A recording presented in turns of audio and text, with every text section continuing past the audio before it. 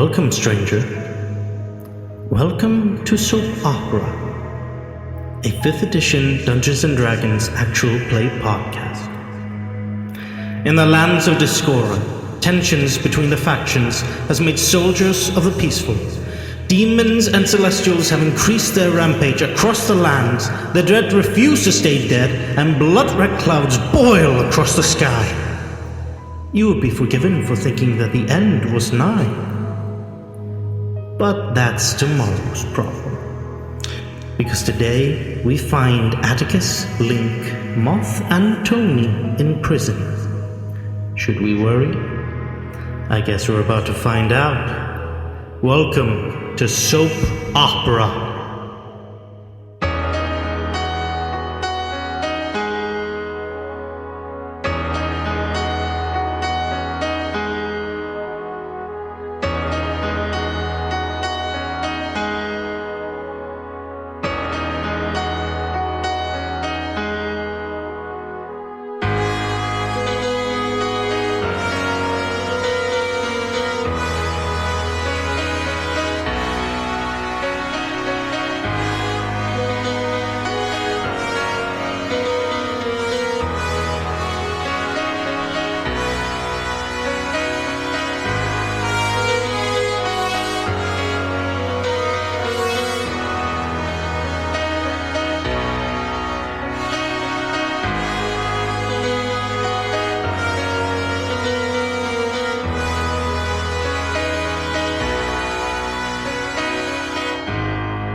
Hi everyone, it's Editing V here, just letting you know that some of the tracks you're about to hear aren't the greatest audio quality in the world, but it was still a really great and amazing game, so hopefully Neil will be able to do some magic on it, and, well, it is a good game, so please bear with. So we just wanted to give you a quick heads up before you listen. Thanks. As you can see, you should be right now with a map of Bikron at the moment in front of you, and Discora to your left should be displaying a lovely little desert in the center, where you should be seeing the lovely little town of Folsom, which is spelled with an A and not an O, as I had at one point misdone. Never mind that. You are all prisoners in this lovely little town, which happens to have one prison, and you should be seeing that prison right now, or it should be loading up. Macaroni. And if you zoom out, you should be able to see. Stuff changed. I do love loading. Damn. Oh, that's so much better than my shitty map.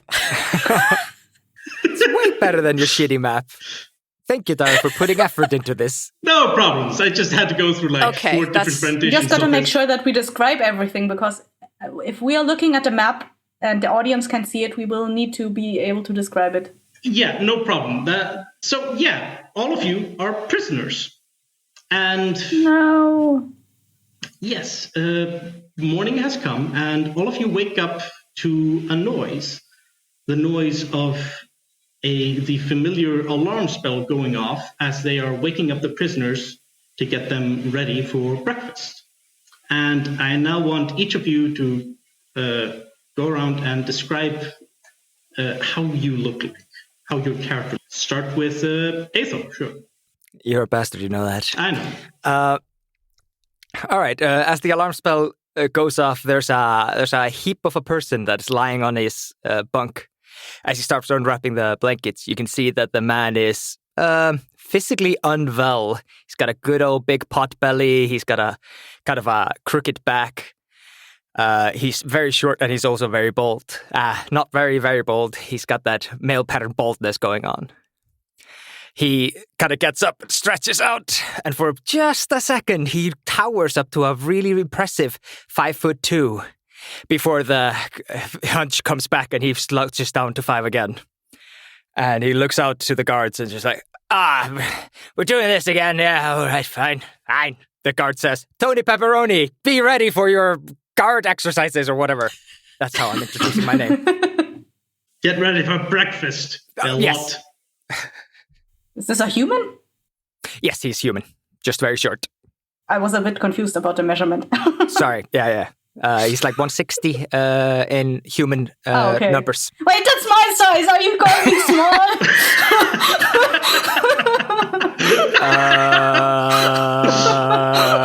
And the witness will answer that question. I plead the fifth. Is that a thing in Bitcoin? No, we have harsh penalties here. Oh, no. Well, that's Tony Pepperoni. I guess I'll go next. All right. Hi, I'm Sage. My pronouns are they, them. You see, this young, probably couldn't possibly be more than 18-year-old kid, human kid. He's very tall, very lanky. His arms are just super, super long, just beanpole thin. Has this really short kind of hair, dark hair that's just kind of swept over his eyes and his face that he has to continually flick his neck to brush out of his face. And his prisoner uniform is way too short for him, so there's half a forearm jutting out of each sleeve because they just didn't have one long enough to fit him.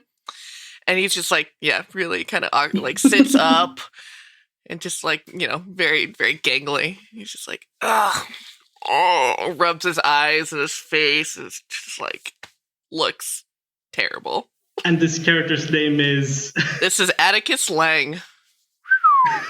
All right. I need to write this down. I love the hair flick. That's so good. Real moody boy. Then, Kessi, if you would. So as the alarm goes off, you see a tiny little halfling bundled up in her much too big prisoner's clothes. I don't know how the measurements are for halflings, but she's very small. She's a little bit chubby. She's has brown hair, curly hair, bluish eyes, and her hair is short and a little tied at the back with a what's it called, a scrunchie, and she's nothing to speak of otherwise. Very nonchalant, I think that's the word. All right, and this would be Moth, then. Yes, her name is Moth. Mm-hmm. All right, that brings us V, if you would. My character is an elf. She's about 6 feet tall. She has sharp amber eyes, bright blonde hair that's tied back kind of loosely at the nape of her neck.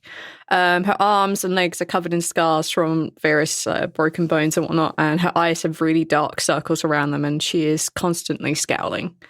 And her name is Lin'K. Well, that's the party for this little adventure of ours. You all wake up to that alarm spell, and the guards begin systematically opening up each cell. And as per routine, each of you leaves the cell over to the courtyard, the central square in this whole prisoner facility, which is open to the air and features numerous things within it. It features a temple in one corner that is non-denominational, with several pews that is treated rather respectfully. There's a breakfast, sort of food corner almost, that prisoners sit by and receive their meals and enjoy them. There are also various training equipments around the yard, but otherwise it is an empty place meant for prisoners to be outside. You exit. The guards look you up and down, and there you go and go to the breakfast line before receiving your meals, where you notice, each of you in turn, that there is someone new handing out breakfast. Do we know each other? Everybody knows Tony Pepperoni. Thank you very much. All right. All right, that's a good enough start for me. That has been settled. Are we all in single cells, or paired cells? Yes, you're all in individual cells. Okay, with a really bad boys. Yeah, nobody got nothing on Tony Pepperoni, thank you very much. I got my own cell, I got my own things, I got my own lunch basket. Yeah, that's right. Tony's trying to push his way into the front of the line. He does this you're one every of morning. those. He does this every morning, and it never succeeds as soon as somebody above 5'2" starts pushing him back. Make me like a strength check to see how well you like push your way through. Atticus definitely does not fight you. He's just like, okay, man. Today seems to be an above average day for Tony, as I rolled a 14 strength. Yeah, I managed to push some children out of the way. Oh God. No, we do not have children in this prison. And a halfling. Managed to push some halflings in the However, way. even if he is having a good day, I'd still like to stop him because I had my breakfast and it's mine, all right? I'm not trying to steal your breakfast. No, he's just trying to push his way apparently to the front. No cutsies, man. Yeah. Actually, yeah, that actually brings us to an interesting one, which is the fact that he pushes past Atticus and Moth. So do either of you do anything against this? I think at this No. point, Atticus is like totally used to this and just like moves his body slightly to let him pass, like in anticipation. As soon as he hears Tony Pepperoni be like, "Move aside," and he's just like, just shakes his head and like puts up his hands like this again. Moth steps aside. She lets others pass. He's like, oh no, there we go again. Okay. Just hiding behind Oh my someone God. else. Is Tony getting to the front of the line? No, Lin'K is totally just going to put her hand out to like your forehead height. No, I've told you. Back of the line. No cutting in front of my friends and I. You can go behind me, but you cannot go in front, all right? Oh, you're going to let me be behind you? That's super nice of you. Thank you. All right. This is good. This is a good spot. One day, the front of the line. But today, Lin'K, or whatever your name is. What is your name? Zelda.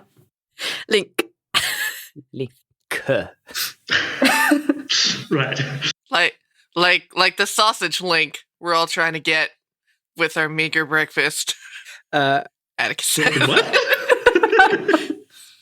What? Sausage link? Folks, there's like a... What? I think there's a new girl on.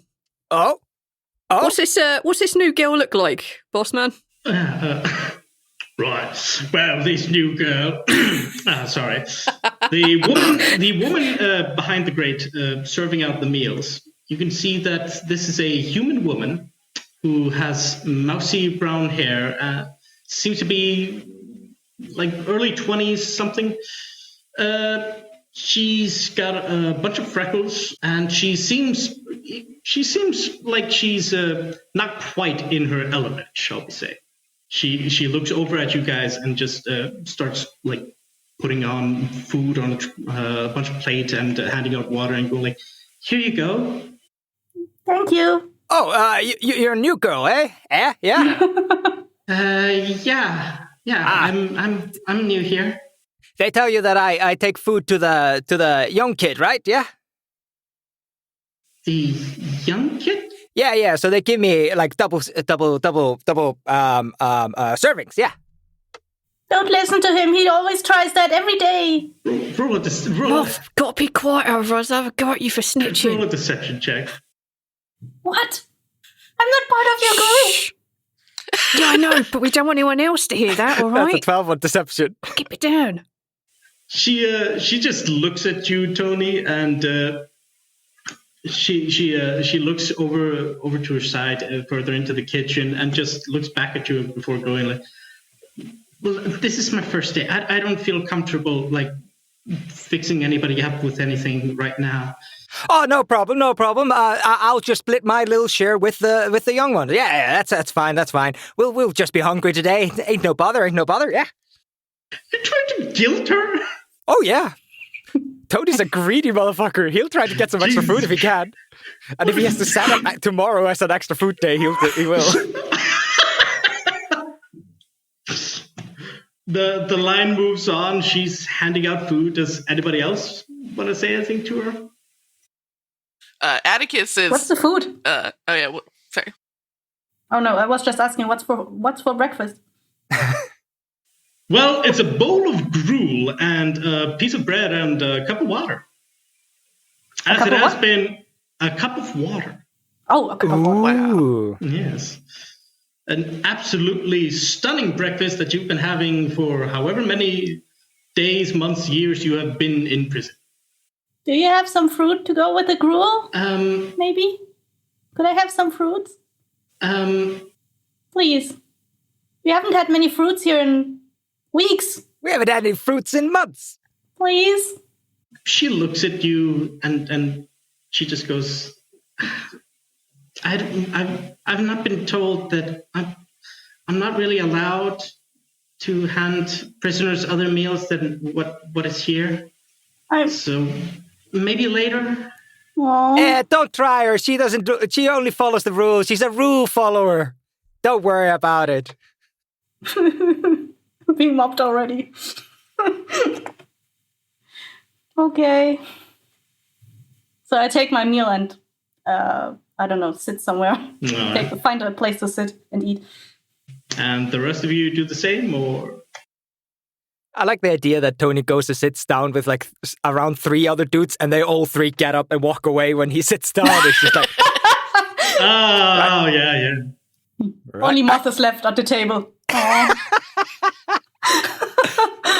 No.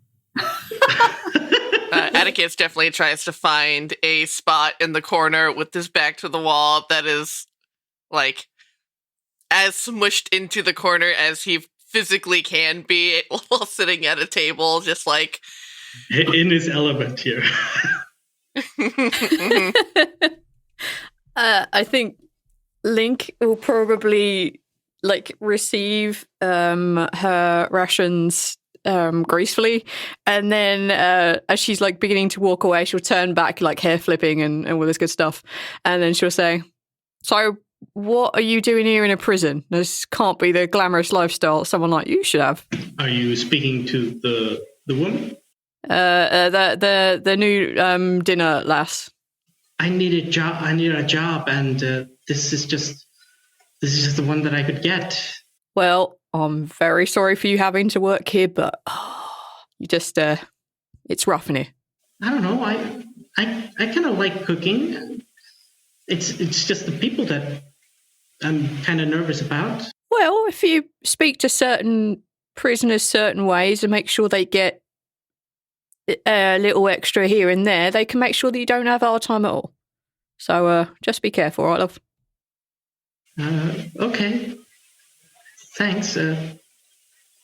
What's your name? My name's Lin'K. What about you? Kythea. Kythea. Nice to meet you. Same See you around. Not like I'm going anywhere. Okay. And then Lin'K will go join everyone else. All right. Well, you lot, you enjoy your precious meal, each in their own unique way.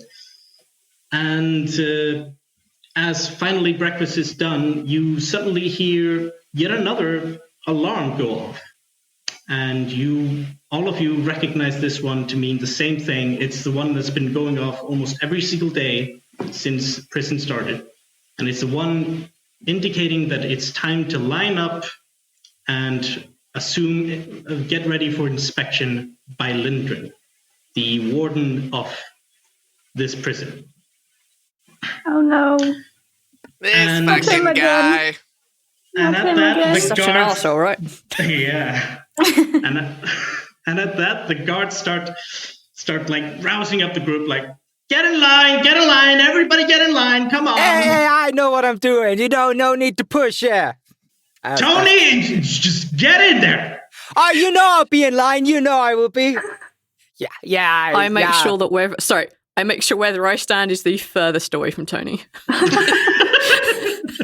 Same. I think Moth tries to stand in the line, but she's so small, everyone's just stepping in front of her, and she's just, where am I supposed to get in the line? Help! Can you please make some space? Hello. I'll do some space. I'll do some space for you. Thank you. It's all right. Thanks. So you guys join the line, and several guards are now looking over the line and standing in front of it very menacingly, many with their hands on their weapons or looking rather stern, before the big doors to the east of the prison courtyard open up in a rather dramatic fashion as the warden, a elf, fair hair with bronze skin and a rather stacked frame, it comes strolling through like nobody's business, looking upon the whole group. And he doesn't take a moment to hesitate, a moment to wait, I say, to just start inspecting the line, as he just immediately goes to the first prisoner and just looks them up and down, very much inspecting them, and then moves on down the line. And every now and then he points out flaws in the attire of prisoners or in their stature.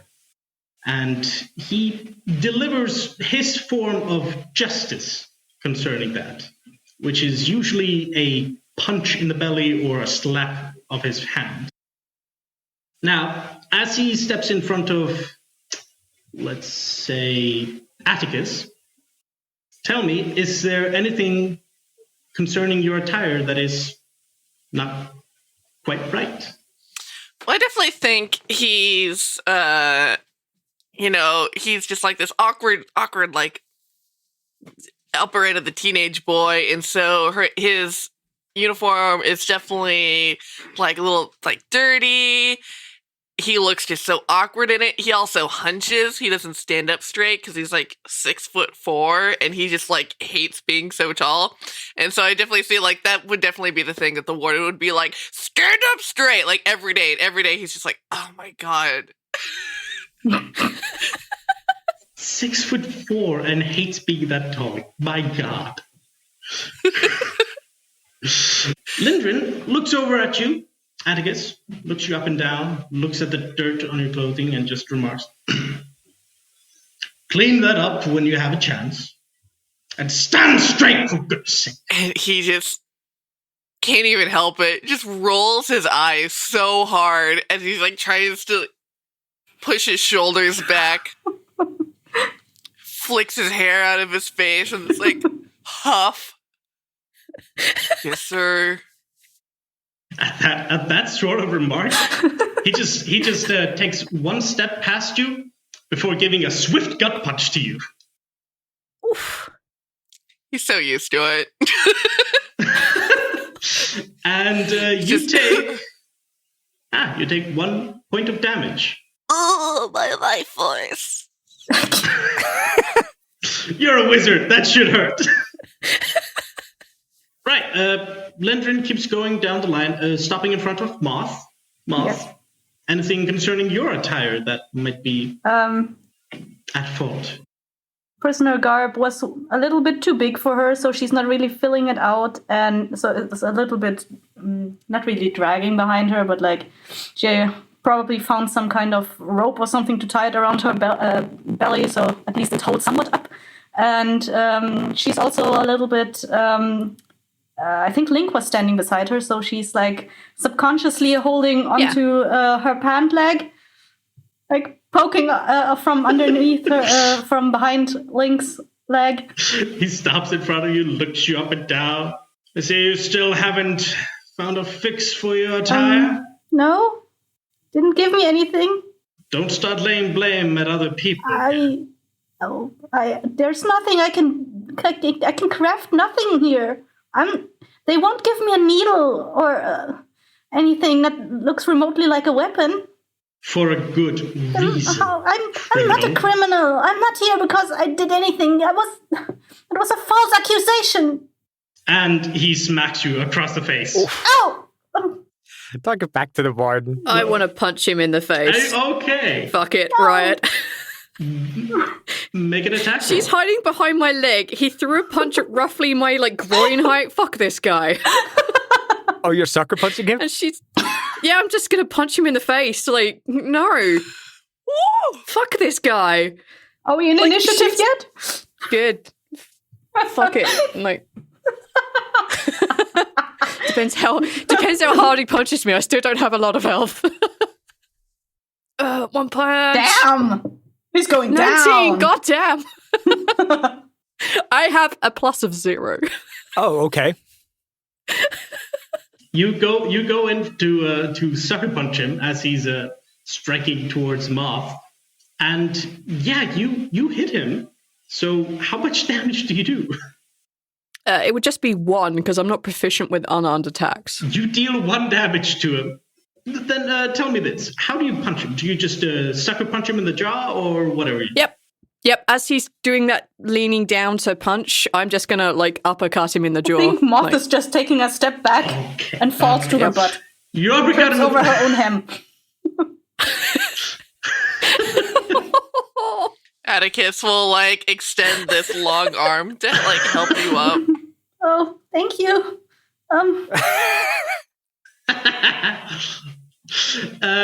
As you punch him, and Lindren takes a couple of steps back in just not only in surprise at this insubordination, but also at the fact that you punched him. And as soon as that happens, a few guards start rushing forward, one of which casts a spell at you. And I'm going to need you to make a wisdom saving throw. Oh no. 10. Oh. Which is not enough for... And at the moment, you are paralyzed. How I imagine this happens is that Lin'K takes the sucker punch, and you can already hear Tony go, yeah, fuck him up! And then they fail the wisdom save, and he just instantly goes back down to the line. That's great. Pointing at the guy before you in line, that guy. It's Oh, can you believe this man there? Oh, the nerve of some people. Ever the opportunist, Tony. So one of the guards does a bit of a hand gesture, then shouts out something, and all of you just see as Lin'K just suddenly stops, freezes in almost just in place, unable to move a muscle. And all of you know this to be the very same thing, since either all of you have experienced it or at the very least seen others go through it, which is the hold person. Oh. Leave them alone. She didn't do anything. Silence! I see my generosity is enough. Well then, Lin'K, it's off to the cooling cell with you. Guards! And a couple of guards just drag Lin'K, and all of you see as they drag her over to the west, where there's a couple of doors leading further down into the prison subsection, where you know there to be cooling off cell, which is the coldest part of the prison. At this sort of commotion, Lindren is looking over the rest of the prison line. All right, a lot of you, don't go getting any ideas of this. I will not tolerate any sort of misbehavior from you. Not the least bit today. It is going to be a very good day today. And with that, he turns around and leaves. Oh no. Not finishing the inspection. You're welcome. And once he's finally through the doors, closed everything behind him, the guards look over at the group and go, right, do your thing. Oh no. Lin'K got taken away because of my fault. She didn't do anything.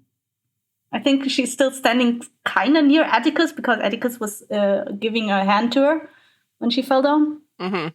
Then we're done. Do you think this has been the first time Lin'K has been down in the ice cooler? Or is this a usual occurrence? I mean, maybe, but it wasn't their fault. And he'd be this place sucks. And she'll be back soon, I'm sure. I don't know. It's fine. But I wonder what's going on in the prison today. What do you do when you have some spare time? I don't think we have spoken with each other before. Yeah, no, I mean, I've seen you around and stuff. But no, I mostly just sit in the yard and practice drawing my arcane circles. But I can't have chalk or nothing, so I just draw them in the dust on the ground so that I can remember them when I get the heck out of here. I usually just sit and look at the sky most of the time. You guys can see that Tony has tried to integrate himself into another group that just walks away from him, and you have that awkward moment where he looks over, you lock eyes with him, and he's just all of a sudden starting to walk towards you, and you're like, shit, he saw me looking. When he reaches hey, you shouldn't talk back to Lindrin. That's just gonna get you in trouble. That's not good form. I mean, whatever. You seem like the kind of guy that would talk back to Lindrin the way you talk to the lunch lady. Every day. I've been in the cooling cell more times than you have fingers. Thank you very much, little lady. I am the baddest of the bad in this jail. Thank you. I know the cooling off cells like the back of my hand, and I know that hand very well. I've been here for 5 years. Thank you very much. Make a history check for your hand. Oh no, that hand has seen some things. Come on. That's a 16. I know this hand I know the back of my hand like the back of my hand. Thank you very much. Yeah. True words have never been spoken. How long do you think that elf will stay in the cooling place? For long. Hitting Lindrin? There are not many stupid enough to do that around here. Myself, of course, included in that stupid group. Do you think she will be released by tomorrow? I'd be surprised, but Lindrin seems to be planning something. So we're talking days? Well, when I attacked Lindrin, the famous incident when I attacked Lindrin, I was put in the cell for a month without food or water, and I survived. What? How did you do that? Atticus looks like he's gonna put a finger up to be like, I have medical knowledge and that's not possible, but then just is like, and then just stops, and then just puts his hand down. He knows better at this point to try. Moth is very gullible. Moth buys it. Tenacity? It is at this moment that the lot of you see a guard coming over to you.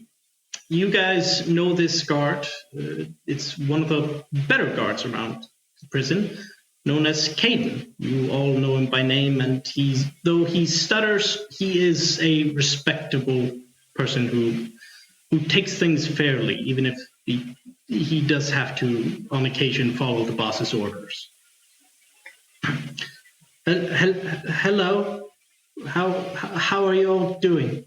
Well, we just had an experience with Lindrin. Moth talked back to Lindrin.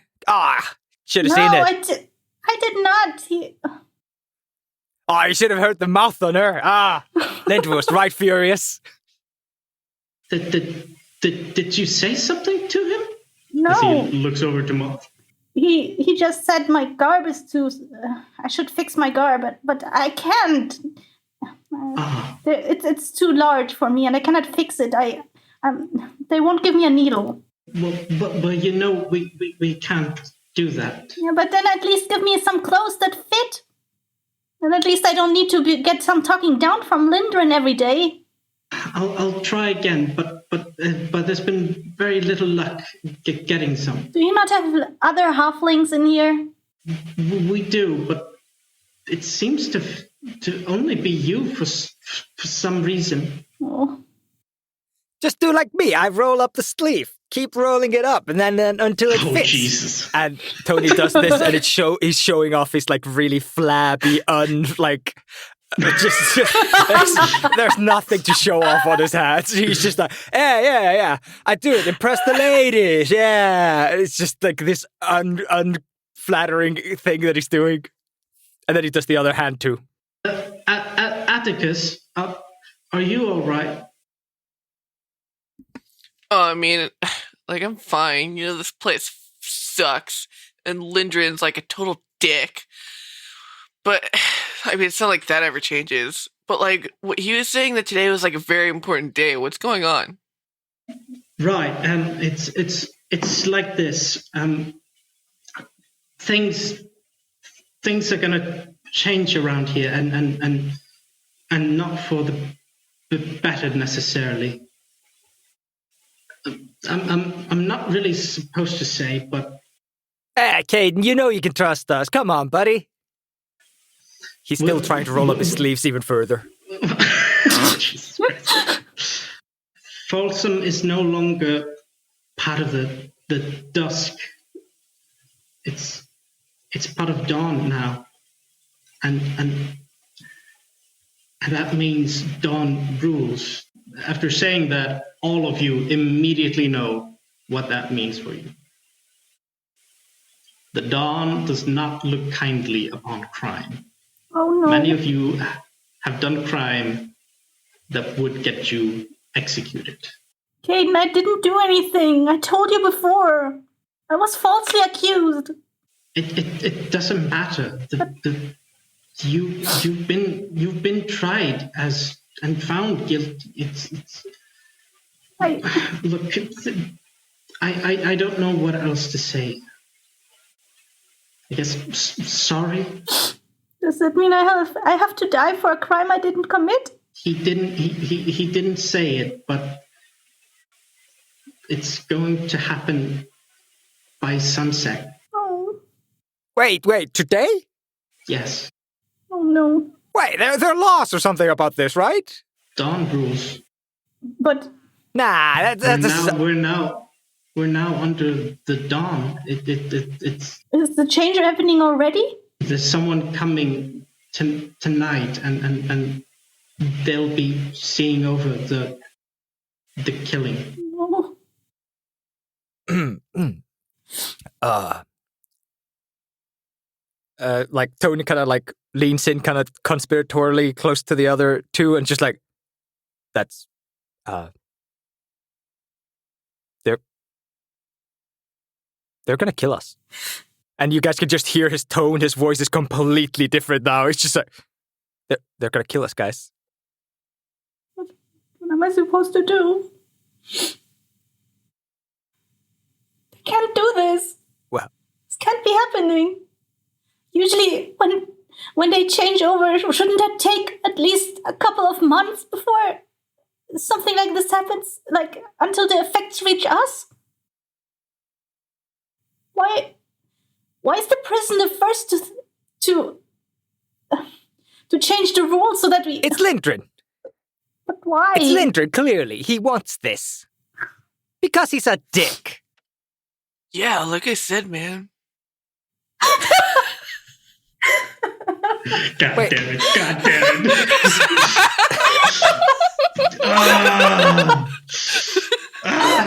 No! Oh shit!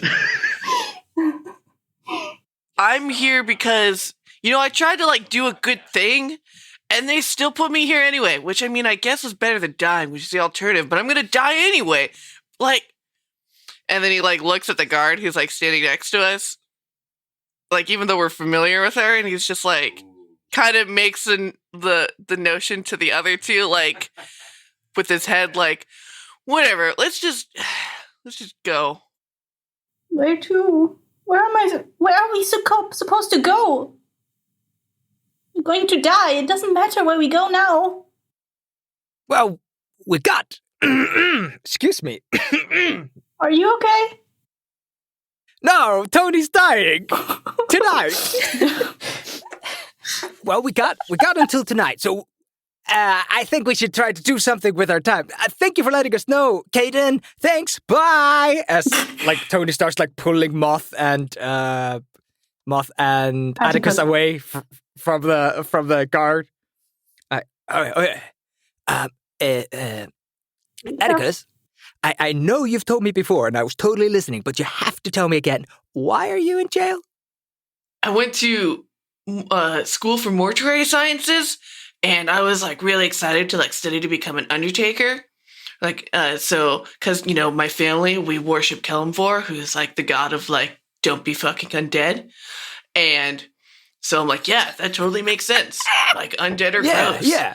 And so as I was doing my apprenticeship, like going around town and like helping people like preserve their loved ones and, saying the prayers and, doing all the things, I was like feeling really good. I was like, yeah, this is like totally what I'm supposed to be doing. And then I met this guy who was like, everyone knew he was like this really cool wizard, and that he told me he could show me some spells for preserving people so that they don't decay in the ground. And I was like, oh that's yeah, super dude, cool. that's totally cool. Yeah, totally. Like I was like, yeah, man, like, and he was like, kind of older and seemed really smart. And I was like, all right, cool. Like I get to apprentice for you.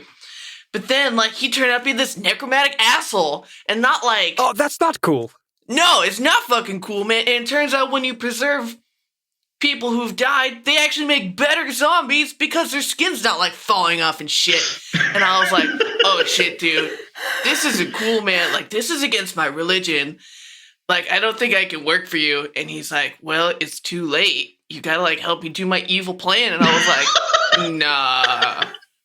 So I, like, tried to stop him, and then, like, the cops came, and they were like, whoa, you're totally an accomplice, too. And I'm like, nah, man, I'm trying to stop this guy. And so, like, I used, like, what magic I could, to, like, pelt him with spells and stuff. Oh.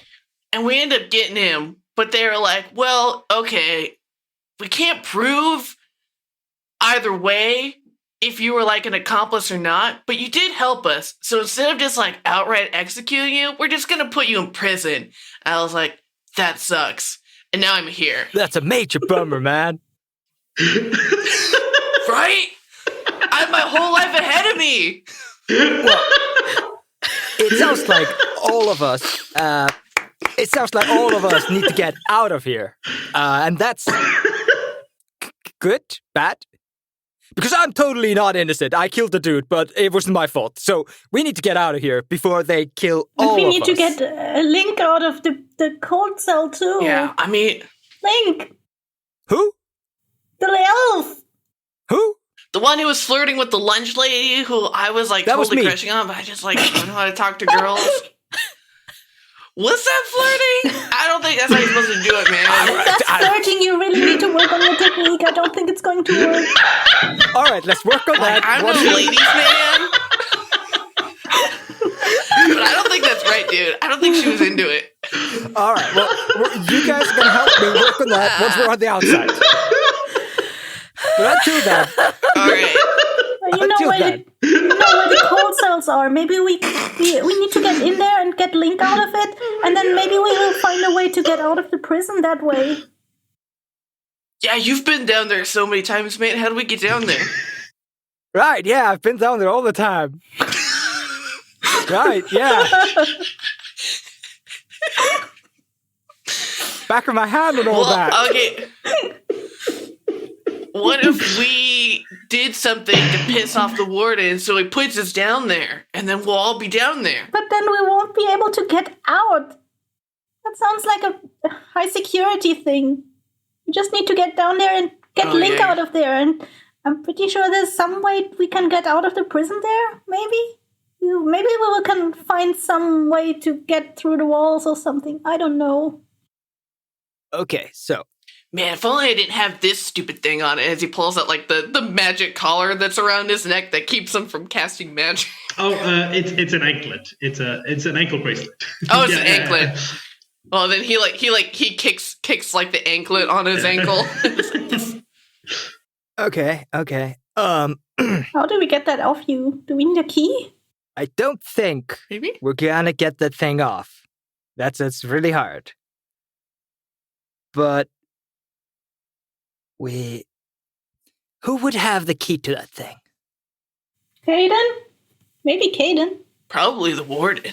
You want to beat up Caden and just steal his keys? No! We're not going to beat up Caden. Why not? You're not attached to him personally, are you? No, but he's nice. That'll definitely get us put in the cold box. Caden is a nice guy. You cannot beat him up. All right. Somebody else then. Somebody else. I mean, you can beat up Lindren, but you're afraid of talking back to him.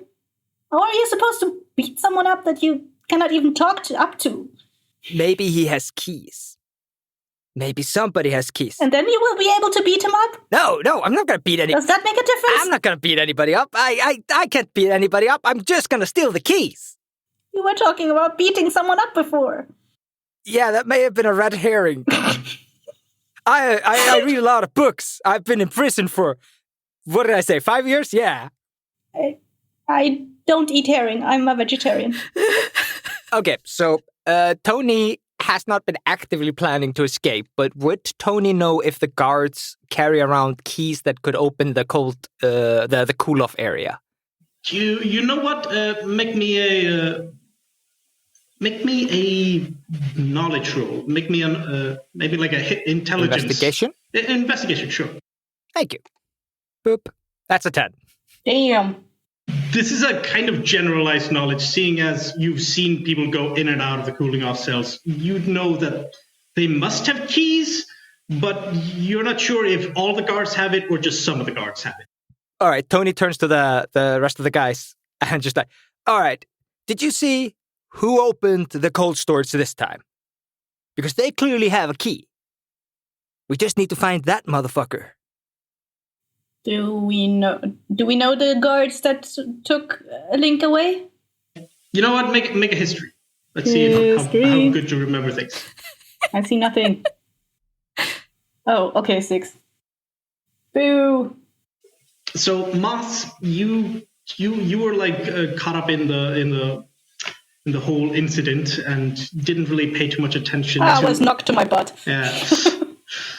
But Atticus, you and Tony both remember that at least one of the guards you know by name, and that is the infamous Pete. No. This guy. Both of you know him to be. Both of you, first of all, know that he is a gnome who's rather deeply tanned and with a sand-colored hair. And you also know that he is, without a doubt, the shadiest guard of all of them. We can work with that. Yeah. I, however, am in jail, so I don't have anything to bribe him with. Maybe you know some dirty laundry on him? No, he's usually clean. Are you sure? We're in prison. I've never seen Lin'K beat him up for wearing too baggy clothes. He's not a prisoner. He's a guard. You're right. I'm sorry. That was uncalled for. I'm sorry, Moth. Thank you. All right. Let's see if we can do him a favor. First, if he wants something, maybe he has a prisoner he wants to beat up, send a message or something, whatever. If not, you two guys just need to cause a little bit of a distraction, and I'll grab his keys. Okay. How are we supposed to distract him? Did he not go down there? I don't know. With the prisoner? With Lin'K? Looking around, can we see him at all? No, you cannot. Do we know his the routes he usually takes, or like the segments where he usually guards at? You generally know that if he is not in the courtyard, like just overseeing the prisoners with the rest of the guards, he is then most likely in one of the guard stations lit around the prison. Near medical facility is one of those guard stations. Anyway, you know that is a guard station. You also know that to the west, that between the two facilities, the big space in between, that is a guard station. Mm-hmm. And those are the only two that you know of. Okay. And where are the cold cells? The cold cells are underground. So the doors you see to the west of the courtyard, they lead down into the ground. Okay. They do not lead further into the prison. Okay. Can I get a read on the room I'm stuck in? Sure. I think it would be kind of funny if they came to an empty cell and already escaped. That'd be hella funny. This was my master plan all along. Yes, perfect.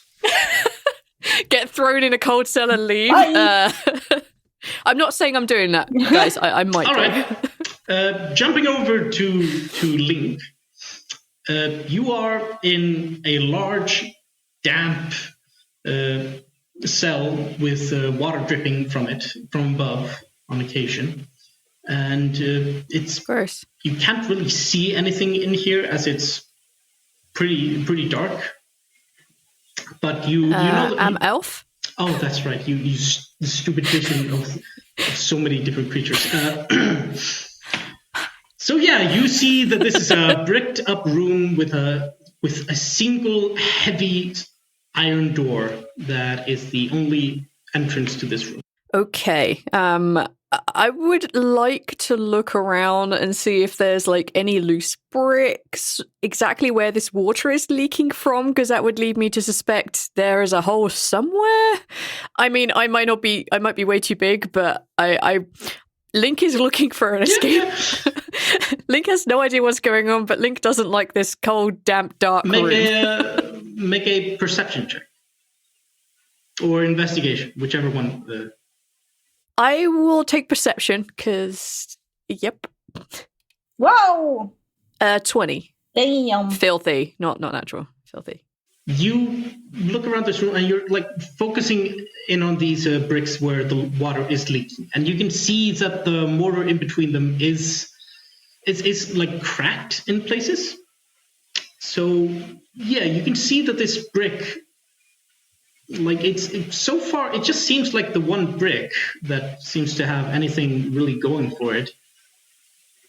You could try. Could I try and remove it? Yeah, sure. Give me a strength check. Oh, shit. +0. 15. 15.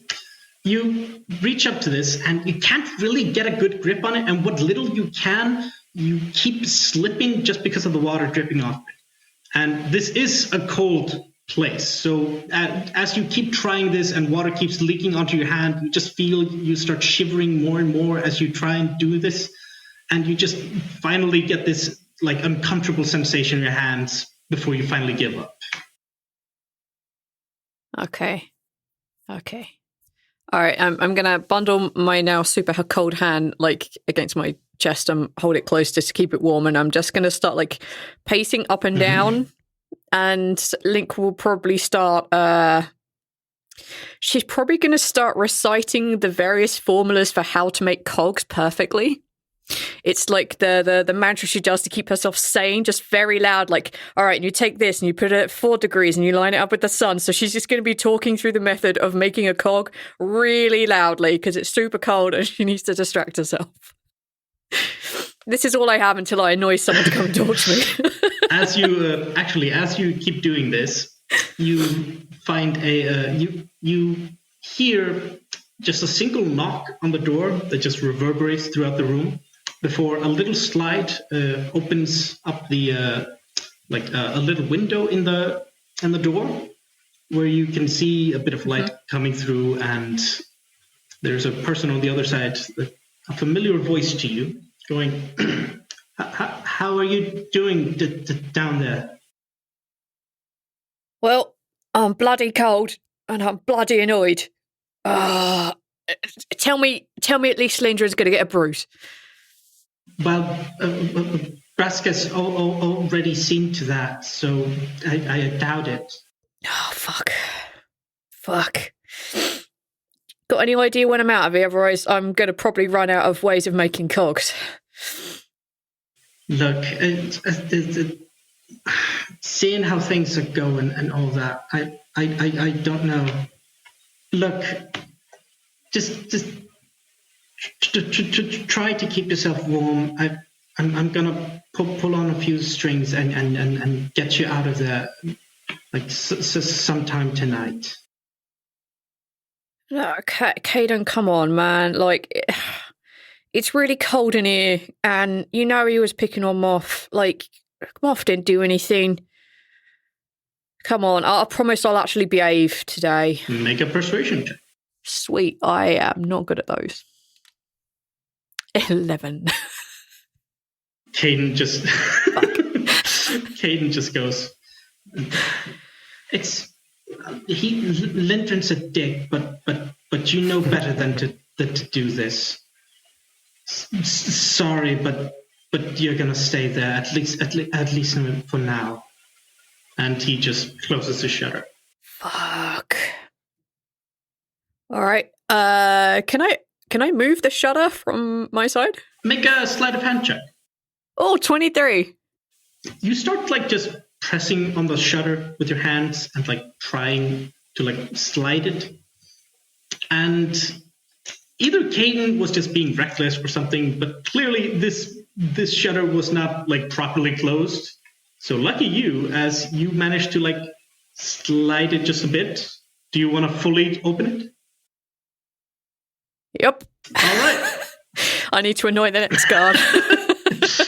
The slider goes fully to the side, and it's All right. now open. So at least some light, so some warmth. I'll take that as a minor victory right now. All right. Is there anything else you want to do? I want to escape. How about that, Dagur? Can I escape? Is there any way I can stick my hands through these bars and open the door? Was Caden that reckless? But he didn't even open the front door, so I doubt that. I mean, if you want to try and open the lock, sure, go and try your luck with it. Okay, I am super dexterous, so if anyone could do it, it could be Lin'K. All right, what could I possibly roll? This has to be acrobatics. How? Dislocate your shoulder check. How is this? How would you acrobatic? Describe it to me, please, and I'll allow it. It's all to do with the twisting and the bending, right? That's the acrobatics thing and the flipping. The flexibility. So it's like getting the arm through, like twisting it in certain ways that look unnatural to other people. But for Lin'K, it's totally normal. As she kind of like gets her arms through the bar and realizes she needs a better angle, so she like puts her legs up on the side and like uses that and a hand against the ceiling so she can like wiggle it down so her arm is in the right place. I think I'll be acrobatics. So by the end of it, you have your hand out the little shutter, and then you're just upside down on the door, facing it, just going like. Yes, that's what I'm gonna try and do. Fuck it, sure. Let's see this acrobatics go.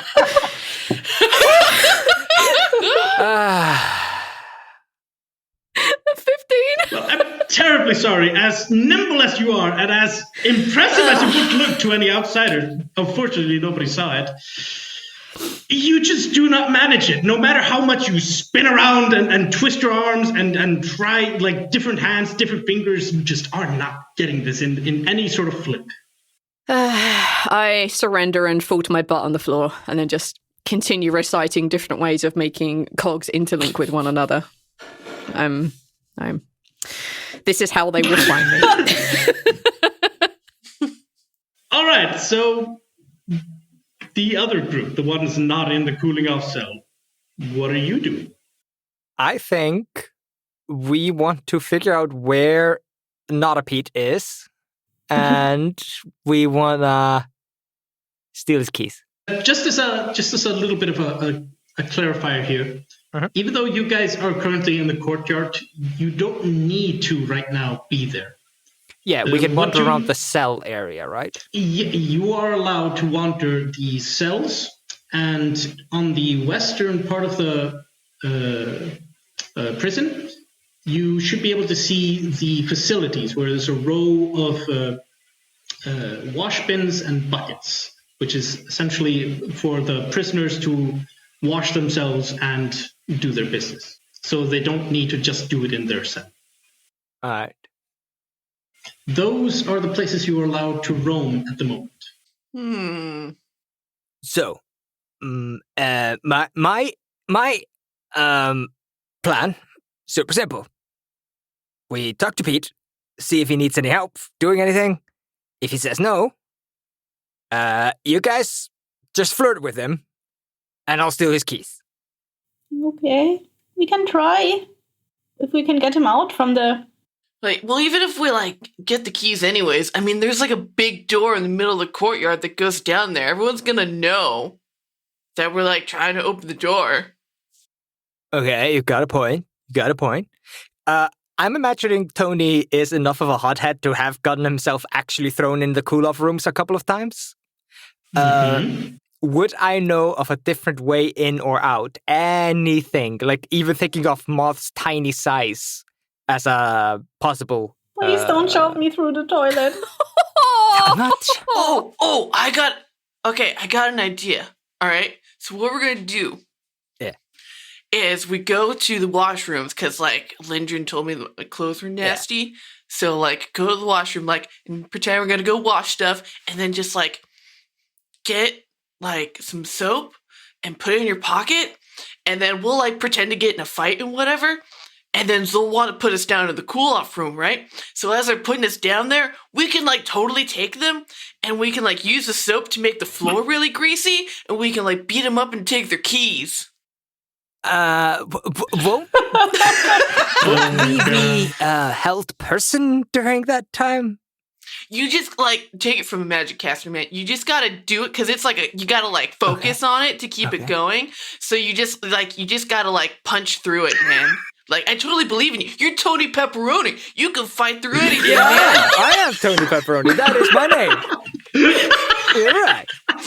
And before they do it, you just gotta sack them, because, like, they're just, like, really waifish, you know? Okay. Oh my Sure, God. let's go steal Wizards a bunch of don't tend to soap. have a high constitution.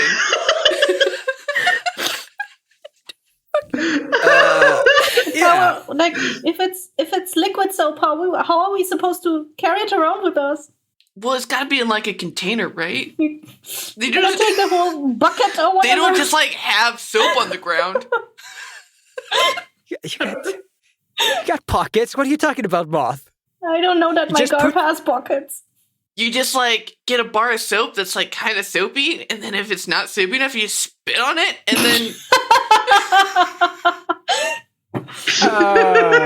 An advice for the ages, just spit on it.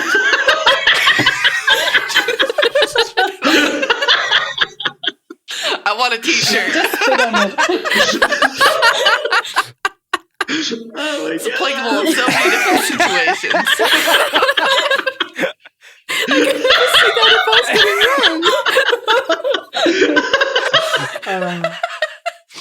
Okay. You probably had to spit on your arm to get it to go through the slot. If only Atticus would have been down there. They've been out and out. Ah, the fool! That was the help I needed to get the advantage of the roll. How done was I? No, that's Atticus is Atticus is one of those smart dumb boys. that's a magic secret. So intelligent, so dumb.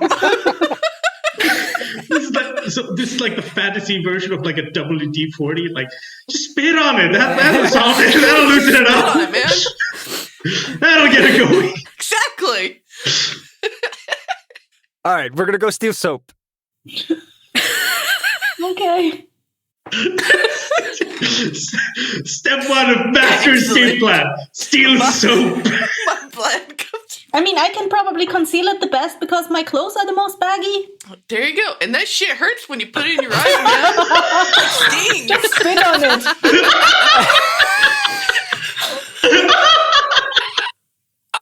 The ultimate weapon, soap. All right, let's go to the washroom. Okay, I guess Moth is going over to the washing rooms and will try to find a piece of soap and stuff it in her very baggy clothes. Pass it off for like a little tummy or something. I don't know. She seems to her stomach seems to have grown by blocks. That gruel, man, was so much. Yeah, it's the new Lux lady. She doesn't know how to portion, man.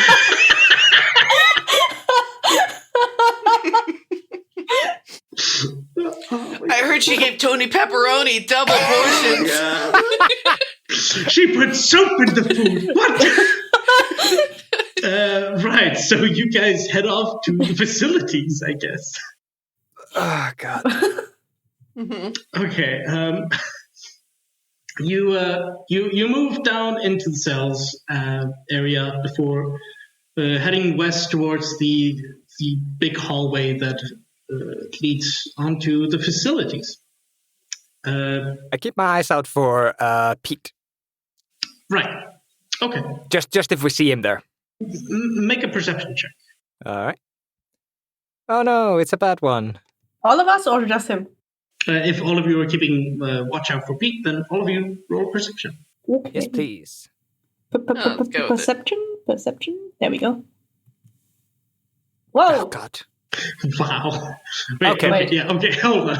Well, what? Some, Oh, Yeah, some of I us got a natural know. 20. So as you guys are heading down this hallway, Atticus among you realizes that the guard standing that seems to be talking to somebody else by the doors toward the guard station. The shorter one seems to be Pete. Cool. So he'll definitely make a note of this. And he'll try while Moth is going in and trying to like get some soap. Atticus is just kind of trying like in the most awkward, uncasual way possible, but like trying to be really casual, just try and like slide over there to maybe like get a little bit of a listen in at what their conversation is. Just like lean against the wall, like I'm totally casual. So with a natural 20, I will give you this. So you listen in on Pete. You even notice that Pete seems to hand something to the other guard. You in fact notice that it seems to be a small pouch of some kind. And then what you hear Pete say is the following. Just be ready when the time comes, all right? Because a lot's riding on this. I'm gonna store that little tidbit away. And with that, the guard he was talking to heads on back before they notice both all three of you. one of you very, very casually just leaning up to a wall, just super cash. Hey, so let's go clean our clothes and stuff. Yeah, we're all filthy, right? Yeah. Yeah, gotta look good for after dinner inspection. Yeah, that's a thing, right? Yeah. Right, Moth? And I push Yeah. Moth. I heard when you wash your clothes really hot, they shrink. Maybe this will help my clothes be more fitting. Maybe we should trade. Okay. And definitely, yeah, so Atticus would definitely try to commit to memory who the prisoner was that he saw Pete pawn something off to with that little exchange. And then as we're going in and, scrubbing our uniforms and stuff, we'll tell both of you. So, like, I saw Pete hand something off to another prisoner, and there was like a wink, like, I don't know, they looked like they had a plan. And I heard them say a lot was riding on it, so I think we gotta go find that prisoner. That does sound promising. Okay, so are we abandoning the soap plan? Please? Maybe. So how many soaps did okay. all of you have in your hand before you reached this point of the conversation? Oh, Tony's got one soap in each hand and he's like scrubbing his clothes like a maniac. All right. Double fisting soap. I think Moth got one stuck under her clothes, under her tunic. You say it got stuck. Is Moth having trouble getting it back? There's just so many rolls of clothing. No, she just sticks it into her tunic. Plus, I heard if you put soap into a sock, that's like a really good weapon. Like, it hurts, man. Well, do you have socks? I think it's too warm for socks. You look down and all of you are wearing sandals, no socks. Damn it. I mean, you can still try with a sandal. Well, Tony's gonna start rolling up his sleeve and he's gonna put the soap in the sleeve. That's right, Tony planned ahead. I'm bringing it back, guys. So wait, he's got it like one of those like cigarette packs in the sleeve thing? Yeah. Oh, okay. All right. I am a genius. Check out the big brains on Brett. My name's Tony. Oh, right. Sorry. Your awful teenage drama is rubbing off on me. I hate it. Yes. It is infectious. Okay. It is perfect. All right. So let's go track down this prisoner who I saw. Go steal the shit. So you guys just want to immediately leave the facilities and just go in after the prisoner that Pete was talking to? Yeah. Mm-hmm. Okay. You leave and you head on after them, and what you see is that this prisoner, as you are after that whole conversation, they had reached the courtyard, or not the courtyard, sorry, the cells, and they are talking to like a bunch of other prisoners that are hanging by one of the cells, and you can see that this is something like 5 or 6 individuals.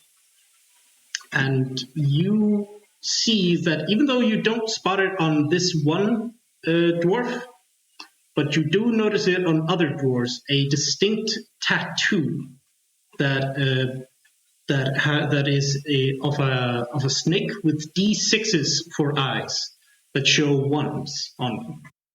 Ha! I get it. All of you know this to be the double 1s, the gang within the prison, who have a rather bad reputation. Okay. Tony, you're like totally bad. I bet you could get us in. Yeah. Yeah. Yeah. I'm bad. I can get us in. Yeah. The voice. I'll go talk to them. And Tony's gonna approach them. Yeah. With a little extra swagger in his step. Make a charisma check. Oh boy. Just wanna. That is not one of Tony's strengths. Could I aid Please? Tony by Please being aid. like, oh, strong silent type in the back. Oh, I'm so imposing with my 6'4", totally frail figure. All right. I mean, if it helps, you can pretend to be beating up Moth or something. I don't know what they. Jesus Christ. So is that what Moth wants to do? Like, I don't know what kind of stuff do the gangs do in the prison? Like, are they about bullying other prisoners? These ones, you know that they are. Make a history check. History. Ooh, that's gonna be bad. 11. With 11, what you do know about this gang is that they are violent. They aren't really the nicest guys, but you do know that they do more than just like bully other prisoners and whatnot. You do know that they do some deals. You're not sure what they do necessarily, but you do know that even though they have bad reputation, other people do seek them out. For what do they seek them out? For drugs? You're not quite sure with your history check. Okay. And we just saw the other person do some shady stuff, right? Yeah. Yeah. Yeah, that's what Atticus told you. Yeah, Pete passed them some money, probably, but Yeah, a little sack of something. What you could probably do is like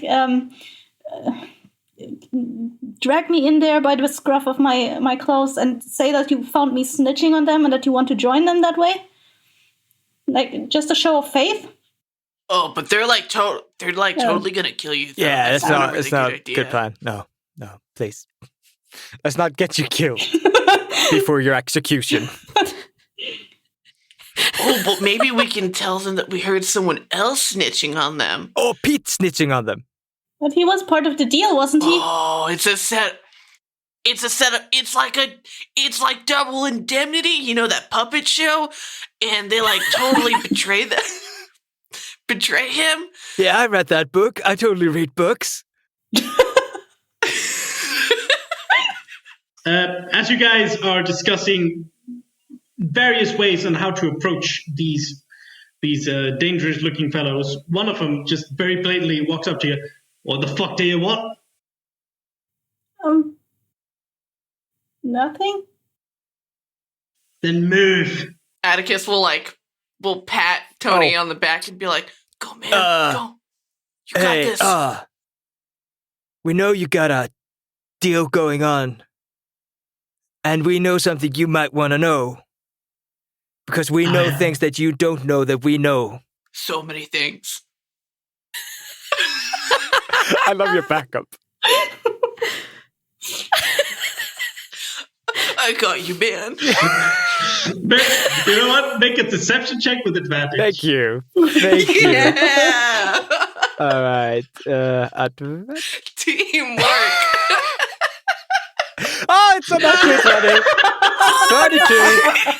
Pew, pew, pew, pew.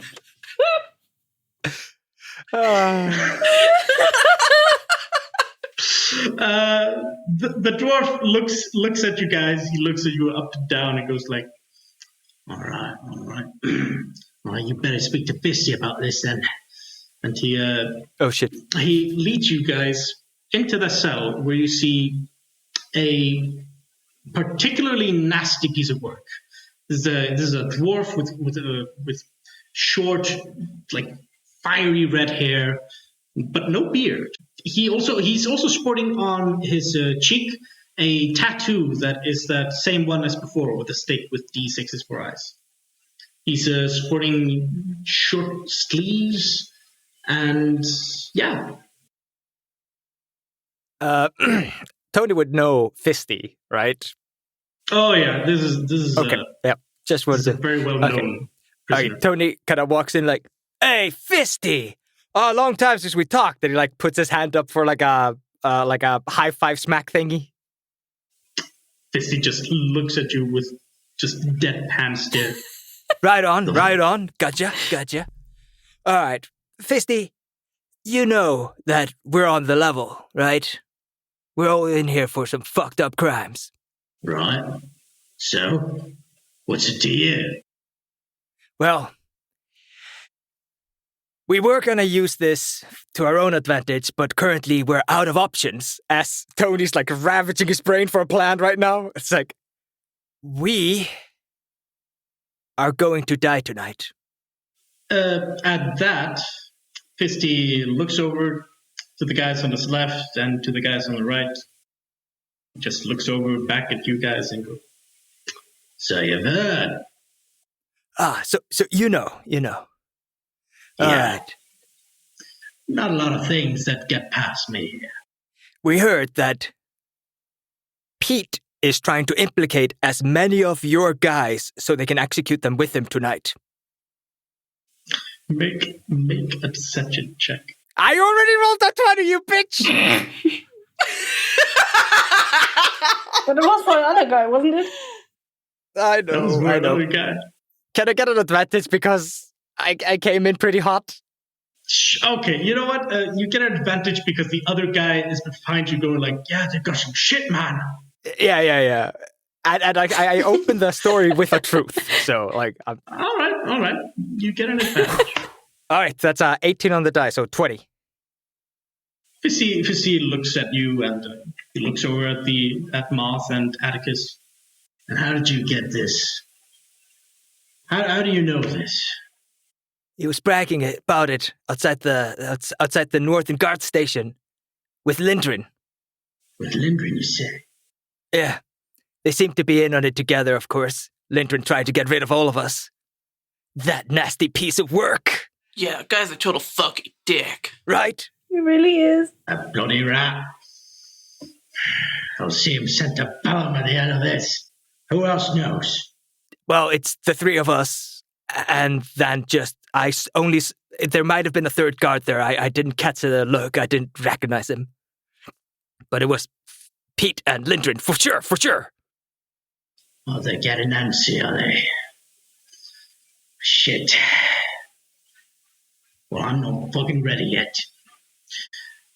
Well, thanks for that. Well, what's it to you? Well, what the fuck do you lot want out of this? Tony kind of looks back to the other two people just like, well, we're going to die tonight, dude. we want to like get the fuck out of here. And our friend, I mean, like we're really kind of acquaintances, but you know, they punched Lindren in the face this morning, and anyone who punches Lindren shouldn't have to die because that dude's a fucking dick, and we want to save her and get the fuck out. I can get her out. I can get her out of cooling cell at least. All right.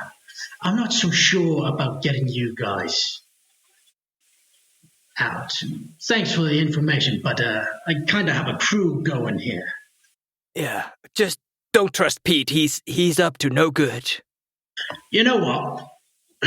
He looks back over to his compatriots there. I might actually have some use for you lot. I don't mean to face the hangman's noose tonight either. So, how's about this? I'm coming up with something to get out of here. I'm not willing to share right now exactly what it is, but I can tell you it might work. But you know what? First things first. Let me get Lin'K out of here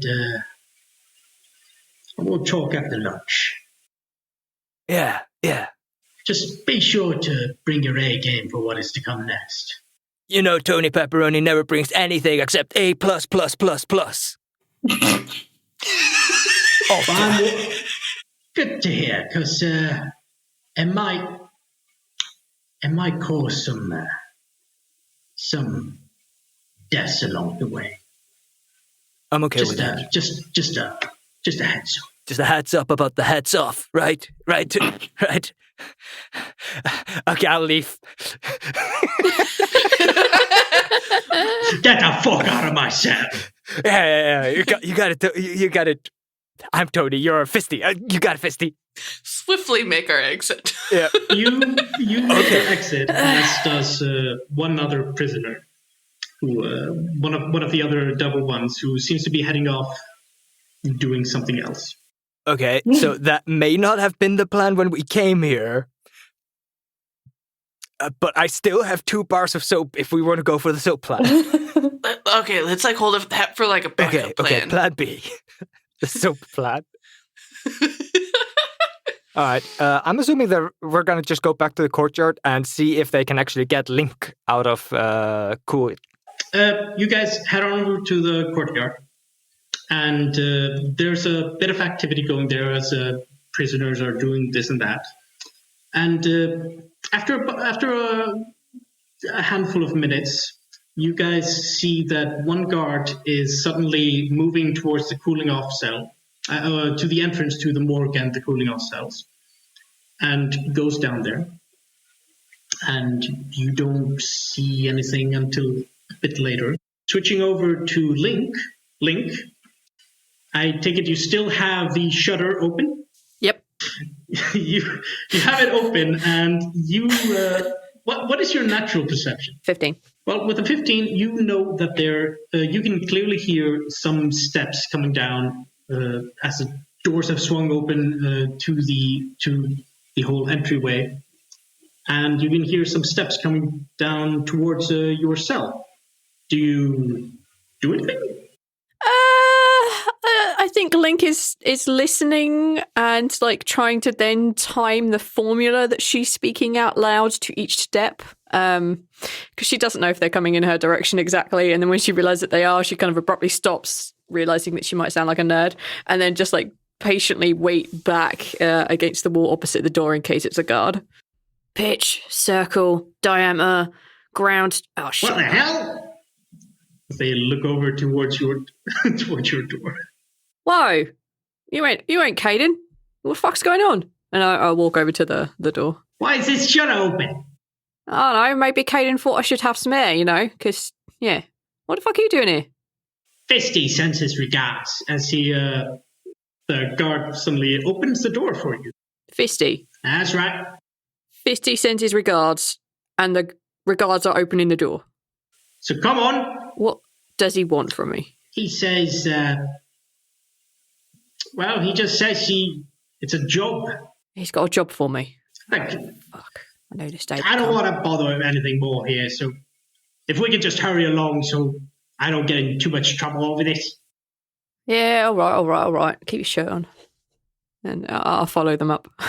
You get back into the courtyard. The warm air greets you very, very comfortably. And with the sound of the doors closing behind you, the guard then goes like, "Now scatter off. I don't want no one seeing this happen." All right. Thanks, I guess. I'll make my way over towards Fisty, so hopefully the others will see me and intercept me before I speak to Fisty. The three of you do see that Lin'K, Lin'K is out in the courtyard now. you're Seems out. to be heading a certain way. Oh, Lin'K! Lin'K, come here! Oh, hello. Oh, shit. You actually got her out. Yeah, I think I've got like a job for 50 to do now, so I'll probably better go and check in with that. Like, you know, you get a bit finicky if you don't go check in, so whatever his job is. Anyway, About that. glad to see... You might not have much time to waste today. So What? we learned some shit today. The day has been ridiculous.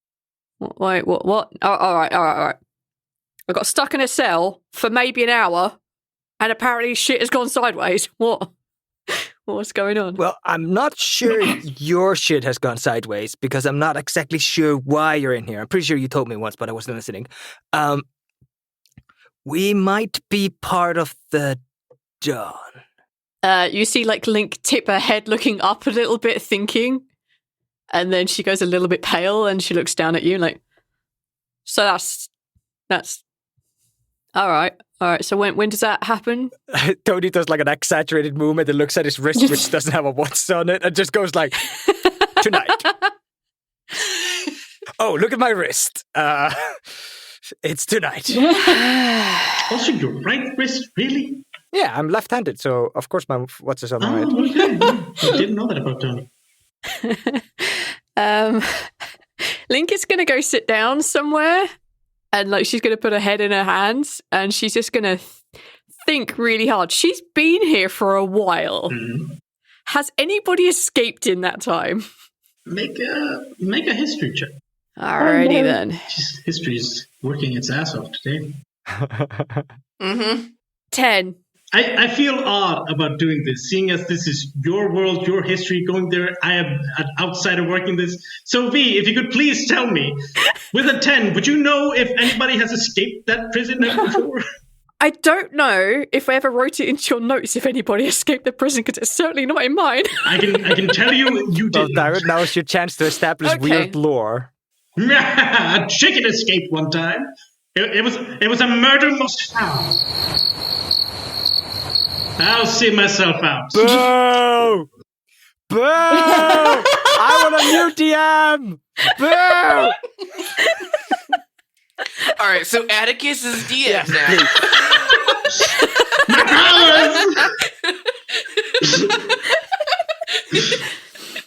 All right. That's not good. I mean, I've got a life to live. I've got things to do. Yeah, All right. So- I did hear about a chicken escaping once, but that might just be rumor. Nope, I can't think of a pun to that, so I'm just going to move past it. Okay, so... Is that why they call them free-range chickens? Is it because chickens are kept in prisons? Is there a chicken prison? All right. I think we might be onto something here. So, I heard a rumor. You are? That's amazing! I heard a rumor once that like kitchens and new staff are always like the weakest point in any operation, right? Because nobody pays attention to the lunch people. Food's got to come in, food's got to go out, staff has got to come in, staff has got to go out, and there is a new girl on. Okay. So if we can find a way to trick ourselves into that kitchen, we might be able to find a way out. Okay, so that's plan A. Plan B is Fisty and his stuff. Plus C is... Wait, Fisty? What about He's Fisty? trying to get out, and we're not exactly sure if he's going to involve us. And if he's going to involve us, I'm pretty sure it's going to involve us dying. Because Fisty's a dick. Or killing people. Yeah. Or both. Also, we might have gotten Pete murdered, but that's beside the point. Pete's an asshole. totally an asshole. I'm gonna say Pete was an asshole to make myself be able to sleep tonight. Well, let's concentrate on being able to sleep. Have the option of sleeping, all right? All right, we've got to figure a plan out of here. Let's leave the double ones out of it because they are slimy little bastards and I don't want to have anything to do with them anymore. All right, they're just bad people. Yeah. Maybe we could work on the lunch lady? I mean... I don't know. Yeah, you were like totally flirting with her earlier. She seemed to like you. Like, you see Lin'K's eyes go wide like, I was doing what now? As I see it, the kitchen isn't really like it's only connected by through a little window at the side of the wall. Is that how they bring out the food? It's a barred window Oh. with like a little like food slide there. Halflings? It's a big enough. It's a big enough opening to get trays and like a few dishes through.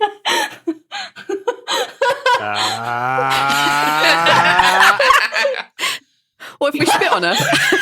She's a wizard. We've got soap.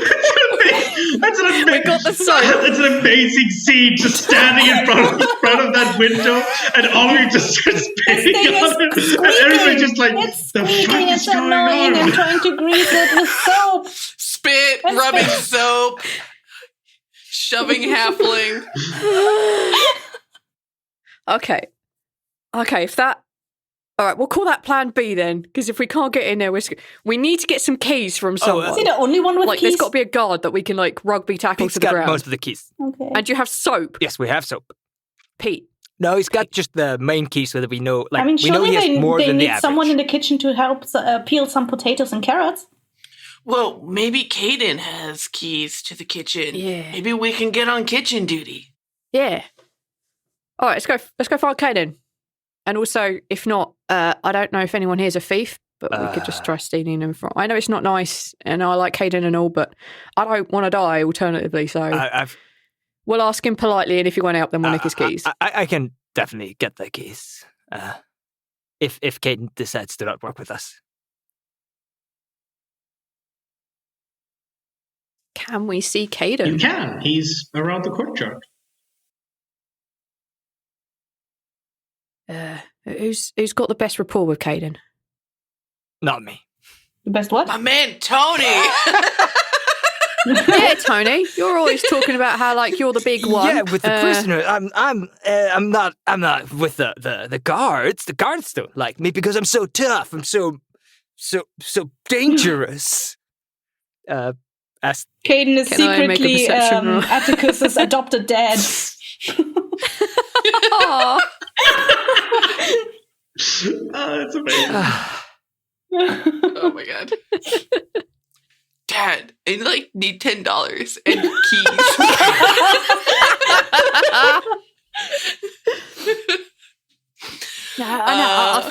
I think, yeah, Atticus, you might be the one that might need to sweeten him up.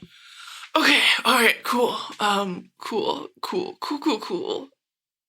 You got this. I've got faith in you. Go on. So he'll like stride up to him with his arms swinging by his sides and he'll be like, so Caden, yeah, I mean, I bet you saw that Lin'K was coming out of the cooler and we just like thought it would be really good because, you know, we like, maybe we think that if like we look like really good prisoners, they don't want to kill us. So is there any way we can get on lunch duty so that we can like help out and be like, you know, model citizens and not die? You think that doing lunch will save you? Oh, I sure hope I don't get I mean, killed I'm like- tonight. I'm like really good with the skillet, man. Like We want to chef redeem skills, ourselves. top notch. No one's tasted mashed potatoes at a live mashed potato. I don't know about like cooking, but the chefs ought to be like cleaning up stuff after the meals. So I could see if they need help with that. We can clean dishes, I can check if you like. please. Okay. Yeah, it's just like really hard because, I miss my parents, and if I die tonight, I'm never gonna see him again. And you kind of look like my dad. And it's like making me real sad, man. And I don't know. I just like want to wash dishes and think about what I've done. And he like his bottom lip quivers ever so slightly. The just tiniest looks off to the violin distance between. Like as his like black bangs just like fall perfectly over his gaunt cheeks. And it's just like, yes, please. I never had a family, so all I want to do before I die is wash dishes so I can feel like I have a family and have to do house duty. make a persuasion check with advantage. Just goddamn it. Yes, please. yes. There it is. Oh, I've got a +4. Oh my god, I'm proficient in it. Wow. Damn. Oh, damn. Like, ooh, 23. That's pretty good. Caden looks at you with very sorrowful eyes. Just he seems to be thinking to someone special in his life that and wondering what it would be like for them to not have a parent, and just goodness, you struck a chord with them. As Caden just like puts one hand just on your shoulder and just looks at you with slightly watery eyes and goes like, you don't need to say it anymore. I'll get you kitchen duty. Thanks, man. And you're like my Uncle Caden that I never had. It's okay, Atticus. Tony comes in to be like a shoulder to cry on, but Atticus is so fucking tall and super awkward. No, wait, isn't Atticus hunched over? So can't you aren't you level with No, Atticus, I'm already short. I'm 5 foot with my hunch. Oh. Atticus is 6'4" and hunched. And with that, Caden starts leading you guys. He doesn't take you through the administrative wing because he very much looks like he doesn't want to get people to know that you're doing this. So he more takes you down to the cells and takes you east. East, where he is goes to the door at the far end of that hallway, and bringing out a key and unlocking the various locks there, he opens up the doors to the prison storage area. You can see that this is a large room that contains various effects. Prisoner clothes, blank parchments, quills, inks. There's also simple clubs there that you can see, a set of manacles, some spare beds and bedrolls, buckets. There's also a bookcase that seems to have various scrolls in it, and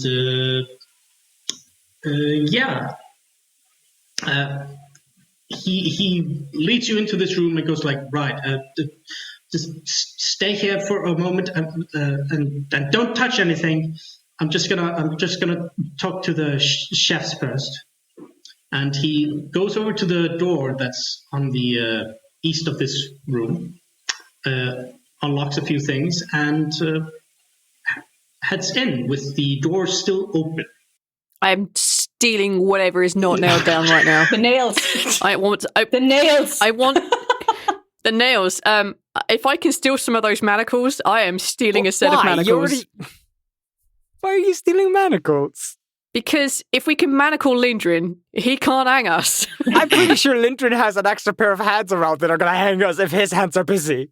Yeah, but if the guards don't like him the same way that we don't like him and we manacle him, they're not going to unshackle him. He pays their wages. What are you talking about? What is this plan? Hey, you never know when you need a set of manacles. When someone's like, I wish I could tie this person up. Manacles, bitch. Always have them. I would like to steal some manacles. Hold person has a somatic component, and you totally can't cast unless you can do the somatic component. Manacles. Wait, there's a book. Yeah. There's a bookshelf, right? Yeah. With what? With spells? Can I see what the books are? Yeah, sure. In fact, make an investigation check. Okay. 12. You look over these scrolls and books, and at least those that you can reach, and quickly flip through them. You notice that they just seem to be ledgers concerning old prisoner manifest and inventory management stuff, and just various details concerning storage room stuff. So what I'm looking for is something like a note or a spell or a code word that we can say to unshackle Atticus's manacles. You don't see anything that seems to do that. Ooh. Okay, just quickly here. You, Lin'K, want to steal some manacles, you say? Yes, please.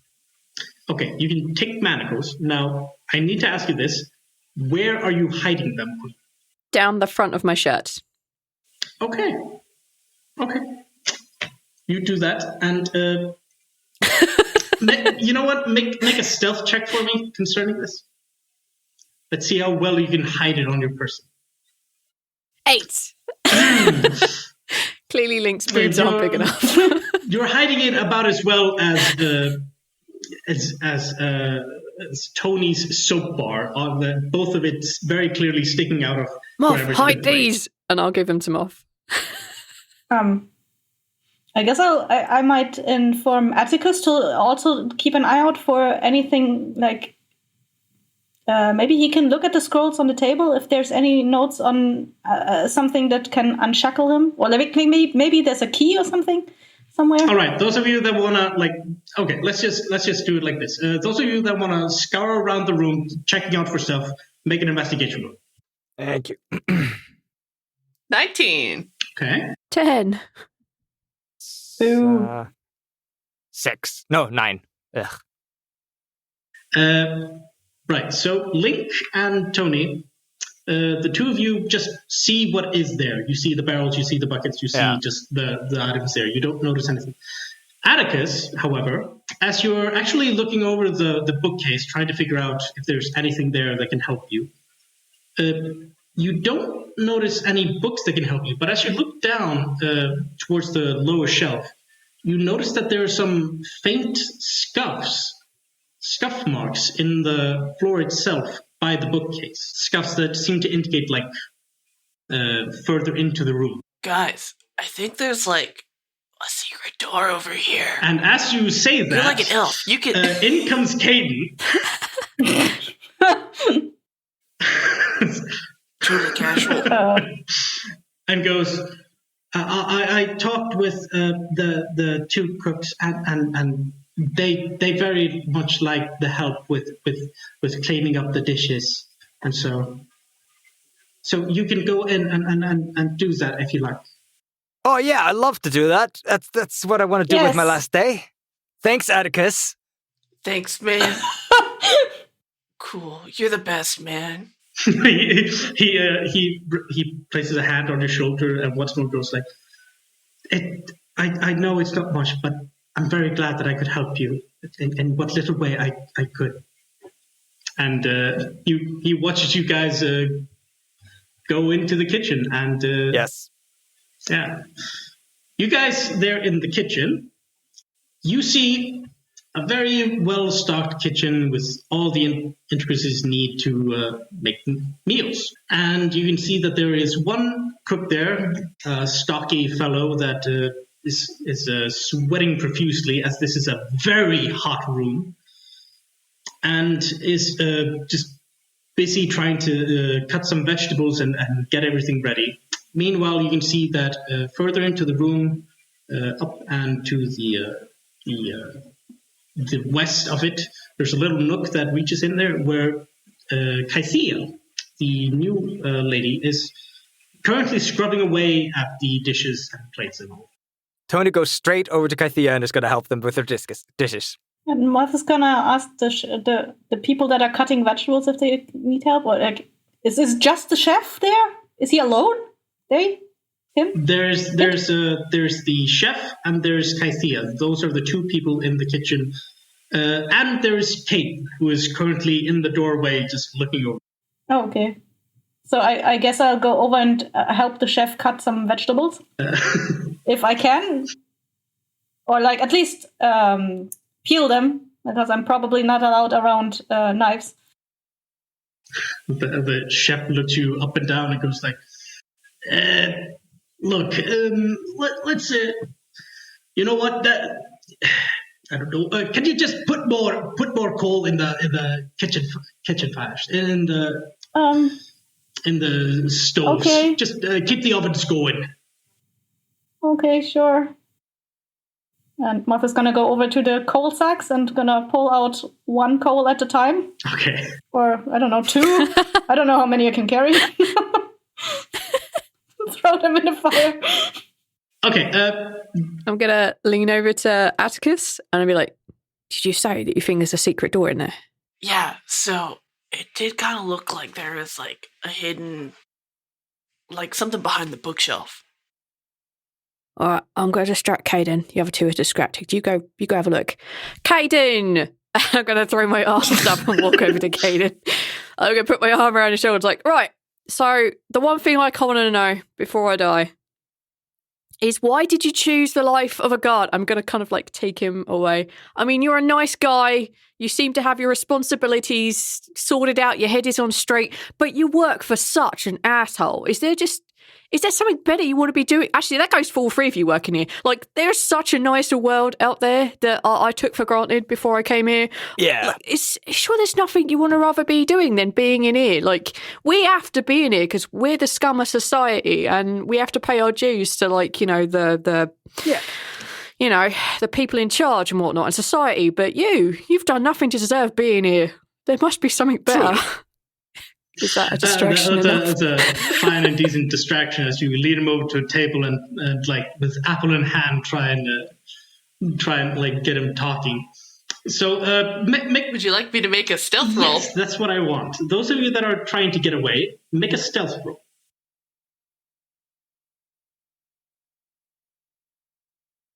Let me see. 14. Tony Pepperoni. Oh, I'm good at stealth, so I'm going to click that. I rolled a 3, so 11. Would my distraction not be some sort of aid or help for them? Well, the fact is, there's also a chef in there as well as a Kythea that are both also busy, but they also can notice like things going wrong. So currently it's not with disadvantage, which is your advantage here. I will try to distract the chef by being like, should I maybe also fan some air into the coals? Like, how much fire do you need? How hot do you need the Tony fire? is distracting the fuck out of Kythea with his rolled up sleeves. What the hell with this stupid roll? Look at these How can you roll up these sleeves? I can't. They have to be rolled up now Probably because flexing You're working on your muscles. neckline at the moment, man. if I roll them further down, the soap will come out, and then the soap plant goes to fuck, and I Your can't. soap is rolled into that, if I remember correctly. Yes, You can be like, I came prepared. I came with soap, so I can help you wash these dishes. that is perfect. Yes, that is perfect. And I'm just gonna shove the soap in the dishes, and that's how I've distracted Kythea. Okay. With that, I'll let. Okay, so which? Okay, just to get things clear, is it Kessi and Tony, or just one of you that are distracting Kythea? I'm distracting Kythea. I think my flamboyant discussion of having a better life than this scumhole is probably assisting I'm in that trying to somehow. engage the chef in like just basically asking him like things about how he wants the fire, like how else can I help him, something like that. I need to get it going real good here. Let me show you as he gets busy on that. And okay, with that, I will. That means Atticus is left alone there. So Atticus, you can roll another stealth check as if this was an advantage. So. I'll stick with the 14. We tried. We did our best. I appreciate it. You tried, but you, funnily enough, Can I try one more thing? Like just randomly, as I'm trying to put coal into the fire, like bump into some pots and pans and make them clutter. Yeah. Okay. You essentially just do that. Just back up enough into a table and just start swinging wildly with your hand, just going whoa. Yeah, just loud enough so Atticus can slip through the door and take a look or something. The final tally here is Atticus with a 14 on stealth after everything has been done and settled here. And thankfully that is enough. As Atticus slips by the just absolute mess of a scene going on here with everything going on. And manages The to... chef and Kathia regret everything. I always got prepared. I told them they'd regret being in. And you are back in the prison storage room. So what do you do? So he is immediately going to look around and try and go for something like more like towels or washcloths to have a reason why he came in here in case he gets caught. So he's going to like grab a handful of towels and then he's going to go over to the bookcase and try and investigate the area to see if look to see if there's some kind of mechanical switch, if they're, try and figure out the mechanism to like either move it or shove it or, whatever. Okay. Make another investigation check then. An 8. No. Garbage. You are trying to figure out if you can like fully... as far as you can see, the scuff marks just seem to indicate that this can be moved. And so now you're starting to think in your mind, like, aha, there's some mechanism to this. And one of the things that leads you to it is like, it must be one of the books. You start like pulling on books, and they just start clattering on the ground behind you, and more books get out of this. And you're like, you've gone through like most of the books in this bookcase before you think to yourself, might not be the books. And so he'll take, not wanting to like risk it too much, he'll take his like handful of towels and like walk back out into the kitchen and like make a look at each one of them like, not yet. And then we'll be like, oh, I totally got more towels so we can like dry the dishes. And we'll go over to Kaithia and be like, let me get those for you. I'm just trying to figure out what your intention here is. Are you trying to convince Kaithia that you did a good thing? Yes. Okay. You're in a different room than Kaithia, right, though? No, Comes well, back. he'll Came grab back. like the handful of towels that he's taken, and he'll step back into the room and be like, "Yeah, I got those towels so I could dry the dishes," and then we'll like insert himself over by the sink. So make a deception check. And seeing as there's a whole scene going on at the moment, you can make it with advantage. An 11. God damn it, guys. We're so bad at this. Kaithia just looks at you, looks at the towels, looks back at you, and just like, but you're not allowed in the prison storage room alone. What did you do? Oh, I'm so sorry. I totally spaced. I was just trying to be helpful. And she's looking now a little panicked as she's just looking at you at the towels and wondering what might have happened. So, as I was saying, Caden, back in the day, I used to be a prodigy. Yeah, I know not to look at me. I look like a complete scum now, but I am in prison, so please don't judge. I used to be a prodigy, and I used to be able to make clocks close in my eyes. Animals would help me out. People came from miles around to see the proud lineage of my ma and my pa and me. And then I ended up here. So, just saying there are opportunities out there in this world that you could go take advantage of, that you don't just have to do here and in this place. You've got to have like a family. You've got to have like someone you care about. Like, you don't want them to grow up knowing that you didn't follow your dreams, Caden. That might be true to some degree, but like I still need to make use of my skills, and my skills are best served here at the moment, and like I get decent money out of it and such, and I just guess I didn't really think too much of what else and this is going on. Well, the thing, look, Caden, look, it was, I understand it, and all well and fine when we were in the dusk, but we're in the dawn now, and So I didn't want to pull it out, all right, but I only found out about it today. But you probably know you're a guard and everything, but you're going to put innocent people to death, and she's going to, like, indicate over where the other three are kind of, like, working. Like, I'm not going to lie, I've done some shady shit. I ain't killed no one, but we're all going to go to the Angst and the Noose because the laws here are really different now, all right? And you don't want to be a part of that, do you? Not really. You indicate to the... You can't. to You've the got rest good of them, art. And...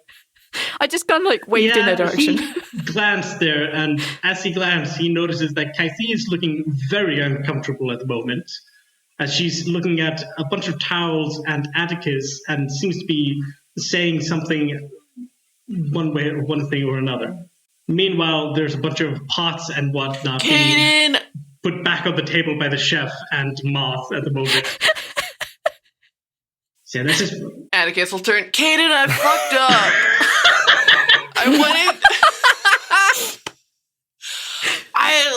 I thought I was gonna do a good thing and like get towels to help dry dishes because they're always so fucking wet or when they're in the mess hall and it's like super nasty. So I just like not even thinking. I just went to go get towels because I was like that would be the helpful right thing to do.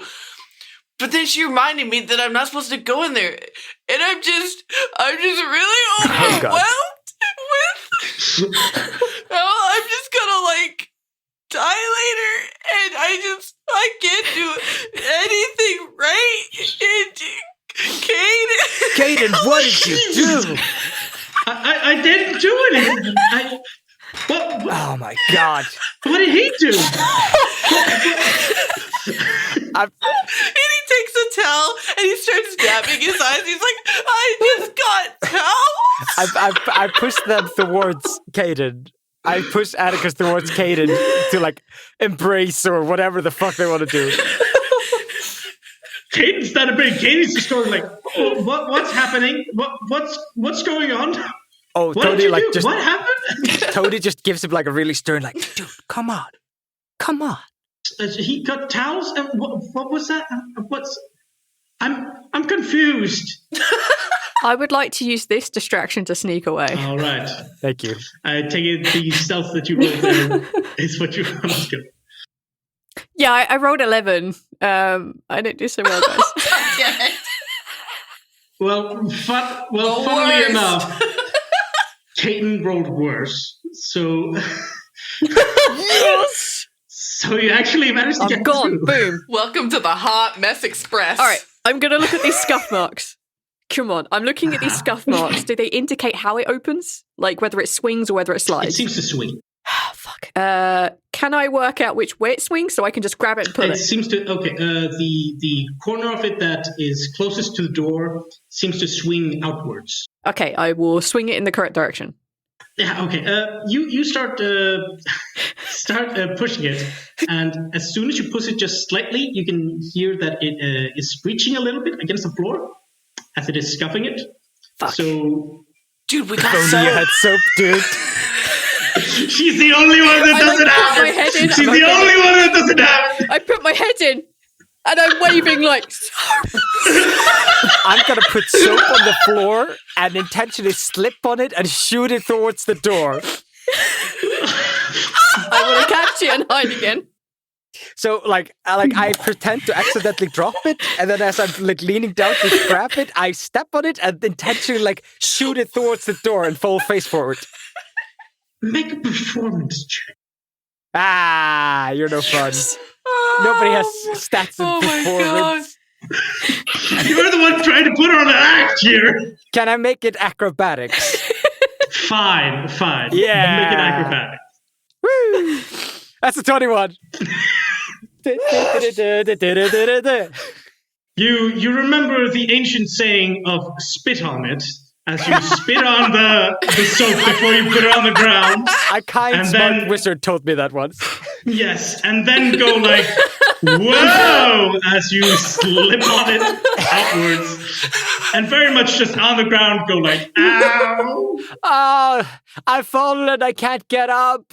Kaithia, please help me. Oh no, I grabbed the man! soap. And the soap slides I got perfectly you, in man. place before Lin'K. Cool. I grab it, and I'm going to use that to make the things a little less Fucking squeaky. soap. I'm hoping that everyone distracts long enough. Jesus fucking Christ, soap. Note to self, never soap. Apparently this is a fucking basic instrument. Don't invite me to your game. How did we come to fucking soap? This is incredible. Atticus is beautiful. I blame Sage. This was Sage's idea.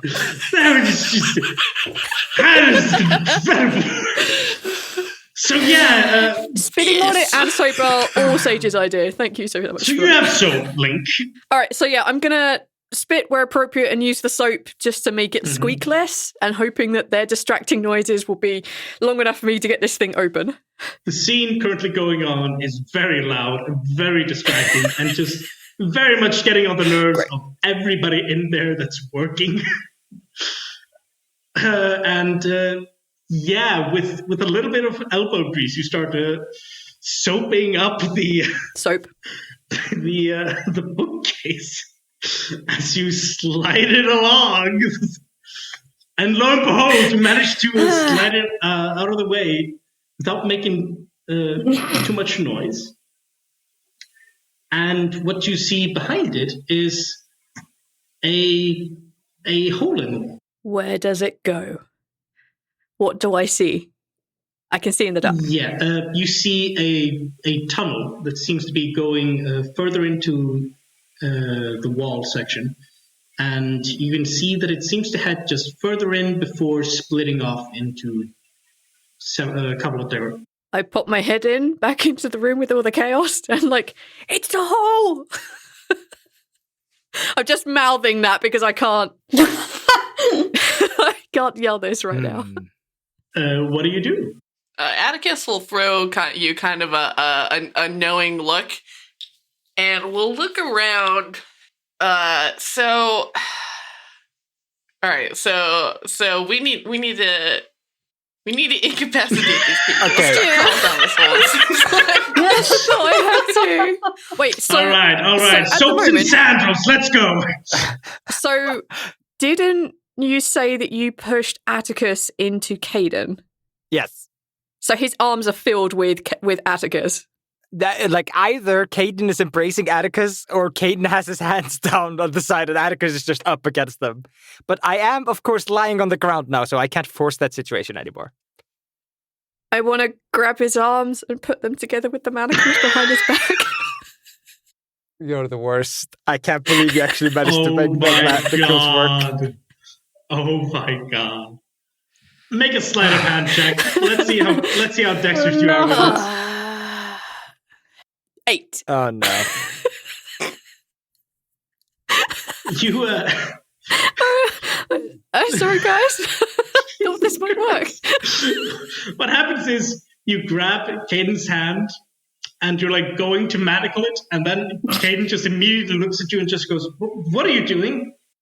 How far away from the knives on the cutting table am I?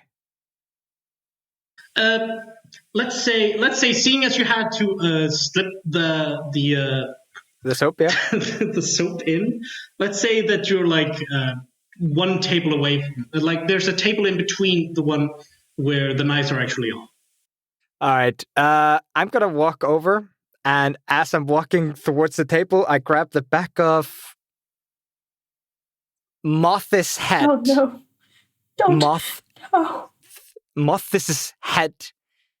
I don't know how to phrase this. Basically, I'm going to threaten Moth with a knife I can find. My intention is to... What are you doing, man? That's not the Shit, plan. let's go with this. No! What are you doing? I don't know. I have no idea what the fuck's happening here. This is the new plan, guys. You guys didn't go with my fisty What's plan. Now I'm happening? making plan What are you C. doing? Okay, so Tony's going to grab a knife. He's going to grab Moth and put the knife next to their body or something like that. And all right, okay. This is super simple. If you guys don't want to see Moth die here and be forced to clean it up, because I'll be hanged by the end of tonight, you all are going to get over into the corner over there. All three of you. What are you doing? Caden, Oh. I'm going to kill you if you don't No. shut up. Katia, Let me Caden, go. Chef. This wasn't part of the plan. It is now. You It's What plan? We totally didn't have a plan. This is the Tony pepperoni twist. Oh my god! Tony thinks there's a plan! He's gonna kill us all! okay. Caden, you better do what he says! Caden looks over at Tony like he's going, what the hell? And immediately starts doing little hand symbols before saying a little No, word. manacles! I will bundle him! No! Make a dexterity check. Let's see how quick you are with it. All right. And I want to deck him in the face. 9. I have a +4 to this. Okay, Atticus, you wanted to deck him in the face? Mm-hmm. All right. Throw your punch. He's not. That's an 18 18. hit. Damn! And Caden takes a single hit of bludgeoning damage as he just goes, what the hell? And he just grabs his club and just starts swinging away. And now I'm going to need initiative. Oh, no. No, Caitlin, don't make us murder you. Oh no. Ooh. 18. Yeah. I'm releasing you as soon as, Caden raises this club. It's like, fuck. This is not how it was supposed to go. Is Caden the only one in the initiative? Like, what about the chef and Kaifia? He's the only one that really, okay, sure, let's throw them in there. Just wondering what the fuck they are doing. Oh god! Like, are they just standing there like, okay, I'm going to step away from this scenario? That seems unlikely. Okay, now I've got initiative worded up, which brings us over to Moth, who is the first one here. I guess I just have been released, and I see a bunch of chili peppers in that box over there. I grab them and throw them in Caden's face. Okay. Make a... God damn it. You placed those chili peppers over there. I'm using them. My alternative was a slice of meat, but I take the peppers. Make a just a standard dex throw, I guess is what it's called. Dex throw attack, I guess. I miss. And you're throwing it at Caden, I believe. Unless the chef is nearer, and is he in initiative? I don't know. Yeah, the chef is looking at you very much just like, no, this is not happening here. Not in my kitchen! Uh-oh. Oh no, he's one of those chefs. He's gonna beat us up. I don't know, and then I try to hide under a table, I guess? Well, you missed with the chili peppers, and you want to just hide under a table? Yeah, if I can do that. Yeah. All right. Yeah, you crawl under a table, and you just stay there. Take it. Yeah. All right, that brings us right over to Caden. Uh-oh. Who's none too happy with what's happening here. Wow, Caden shouldn't have invited 3 known murderers into his kitchen. It's not his kitchen, though. 4. What to do? As long as we don't set fire to anything, we're a step above the original podcast. I thought that gives me an idea. All right, he's armed with the club at the moment, so he's just going to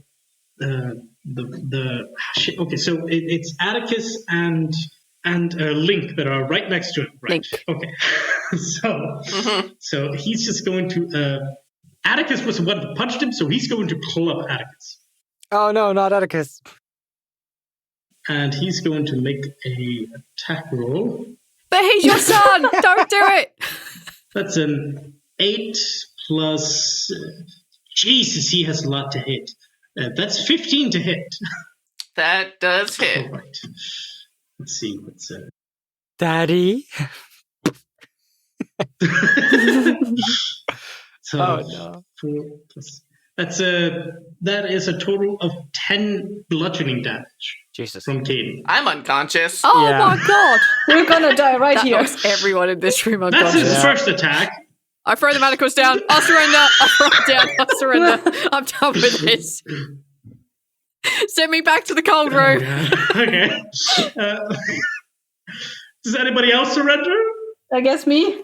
Tony? Moth, do you surrender? I surrender. I'm gonna be under the table. I'm sorry. I didn't want to be part of this. I didn't mean to. I'm gonna. Yeah. I'm gonna sprint past Caden into the other room. There was something about a hole or something. That's why I started the whole knife business. And I'm getting the fuck out of here. Right. Well, it's not your turn at the moment. But yeah. You know what? He's actually using this chance to like force everybody else like, all right, the rest of you, like, hands up, keep yourself where I can see you. And that's his turn. So that brings us over to the chef. The chef, the dwarf fellow who's not too, who's a bit portly and it hasn't got like a big fluffy beard, but he's got like a nice solid stubble going on. And he's going like, he's got like a pan in one hand and going like, yeah, he's going over to Tony and just going like, oh! No, stop it! I just want to run. I just don't want to die. That's I'm going to treat him as just as a standard roll. So 10, does that hit you? No, I've got enough dexterity to make that not so. All right, he swings with his pan, goes in too high, you duck under, and that's his attack. So it's now technically Lin'K's turn, who has surrendered, I take it. I'm going to throw my hands up, but seeing that Tony was going to run, I'm going to put myself in the doorway and only let him through, or Moth through. Okay. And I'll basically be like, look, I surrender, you can throw me in jail, you can hang me later, but just let these two go. And I'm going to stand in the doorway so that they can't get past me, but my two companions can, so they have a chance to run for freedom. Okay, then it's Atticus's turn, who is lying unconscious. Oh, I'll make my death saving throw.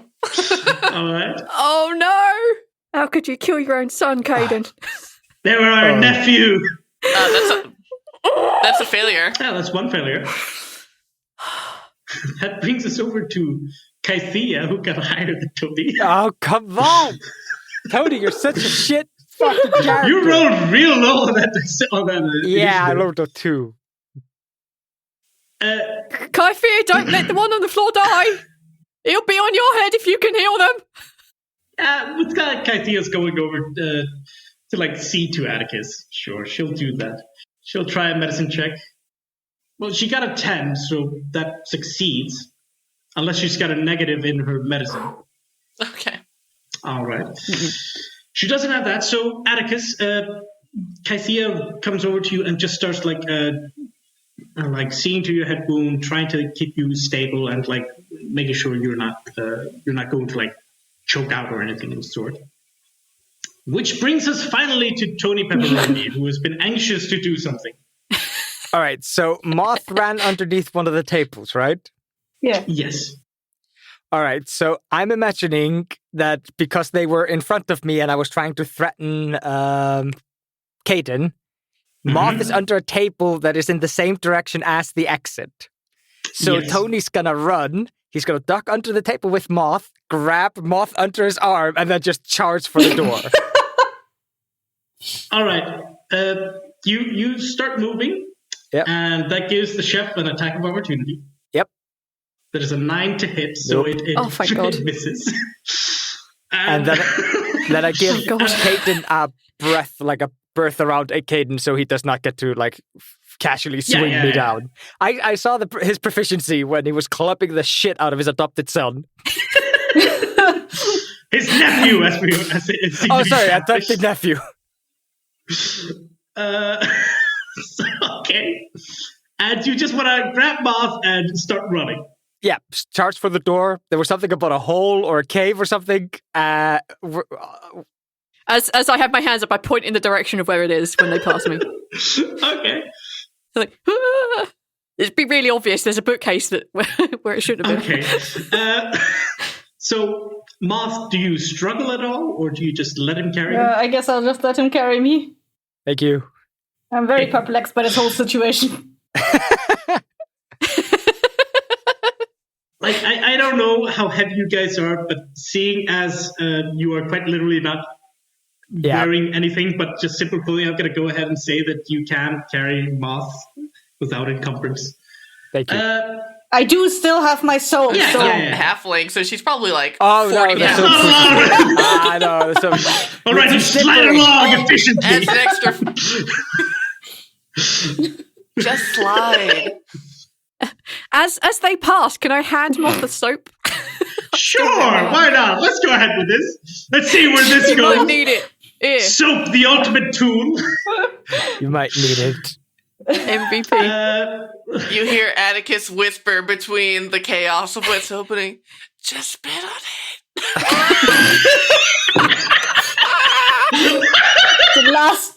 the famous last words. Oh my god. Caden's just going like, no, get back here. Yes. Look, I swear I'll go peacefully. I will walk up to that noose, like whistling a jaunty tune if you want, but you got to let them go. At least one of them is innocent, all right? You can't be a part of this, Caden. You're a better person than this. I swear, I think you're a better person than this. Move or I club you now. And he starts clubbing you. I need to give him as much chance as possible. I will take my chances, man. Oh, bye. You killed the win. Yes. So Caden like swings high with a club, and you see Lin'K just like duck. No, Can't touch me. Bullshit. None of this shit here. You Lin'K. Caden's just gonna swing at you. So bring it. That's a 12. Fuck. That's so dead. So that's a 19 to hit. I take it hits. Yep, that one hits. It's gonna hurt. Oh god. Okay. Damn. This is a total of 7 bludgeoning damage. Eat me. I'm alive. I'm still upright. All right. I refuse to move. He's going to use his. I will take this. He'll use his action surge. 10. How does he have a +6? Fuck, now I'm dead. That's a 20 to hit. So yeah, that's a total of 10. So if your minimum is 7. Yeah. I'm a total of 10. Yeah, now I'm good. conscious. So he's been. But he doesn't have action surge to catch up with you, so keep running. Oh yeah. I'm going to treat this a little differently at the moment. So, okay. Caden's been delayed a bit. Yeah. And in his attempts to just get past, and you started running, and I take it you just started running like crazy down there. So first things first, the first intersection you get to where you have a choice, you have a choice to go left and right. I'm gonna have to stop you. Mm-hmm. If I have oh god, I've forgotten the name. If I have Lin'K to bar the door, then the intention is to jump into the hole and try to push the bookcase over the hole. Ah, okay. I might be able to cut line of sight with Kid. Okay. Make a sleight of hand check. All right. You're going to regret that one. I know. Come on. We hope. No, come on, 12. No. I have a +6 on that. I rub it with soap. I rub the ground with soap. I spit on it. Yes. Roll again. What the fuck? What is this bullshit? I was laughing so hard I punched the mouse a bunch of times. But let the record show I rolled a natural 20, a 14, a 6, and a 13. So the first one was a natural 20. Told you soap is the MVP. Beautiful. If this is my death, I will accept this. With Moth furiously spitting and rubbing the soap on the ground, trying to make this as slippery as possible. The bookcase gets easily just slinked back into case. And now the two of you just want to hide them? Because we're a halfling and a human, we don't have dark vision, so we're gonna start like blindly leading our way out. Yeah.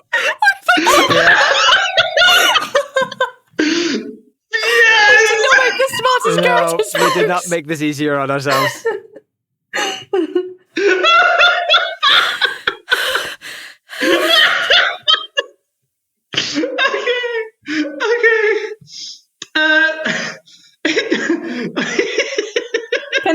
soap is flammable? What? I mean, I'll Google it. I mean, it's technically fat, so yeah. Maybe we can make a soap torch. Why are you? What are you? But do you have anything to light it on I fire? mean, there's enough No, stones, aren't there? Soap is not flammable. It will burn if you use a hot enough flame, but it will not melt and wick like some wax does. So, no, apparently it's not flammable. So okay. Let's just get through this first. So the two of you, you're in a pitch black, tiny tunnel that you want to traverse through. So first things first, I'm going to want the two of you, to make a stealth roll. You can make it with advantage. Okay. But it's because you are quite literally out of sight, out of mind of everybody there. But you are still walking in a wall. So there's a possibility of you making 2 round steps. Yes. Okay. That's a 23 on me. Hey, 21. So the two of you start just walking along the corridor wall, trying to make your way through there in the pitch black, as you can hear scuffle going on around you. Above us or in the darkness? No, in between. You can hear that there's something going on. And in fact, God damn it, Caden.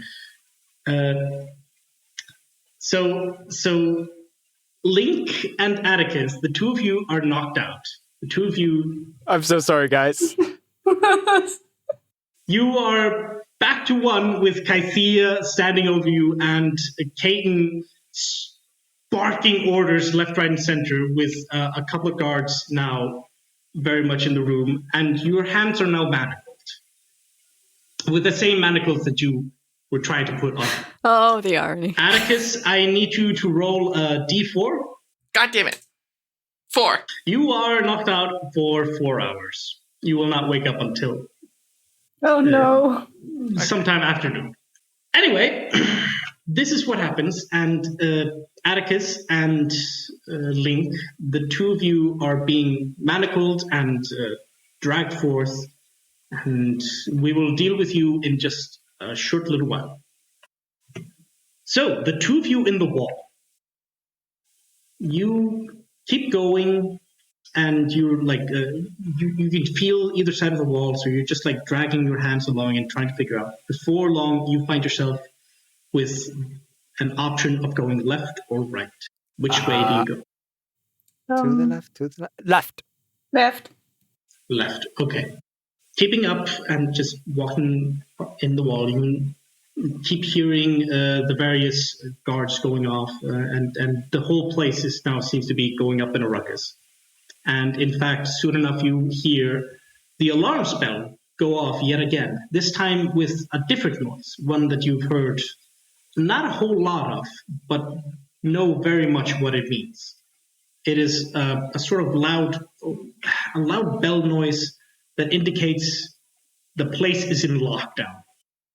Oh no. Every prisoner is to be in their cell, and if they aren't there, they are to be seen as misbehaving and thus going off to the cooling cell. This is what you know, and keeping on track further down this tunnel, you find that it keeps now going further down. There's a slight slope to it.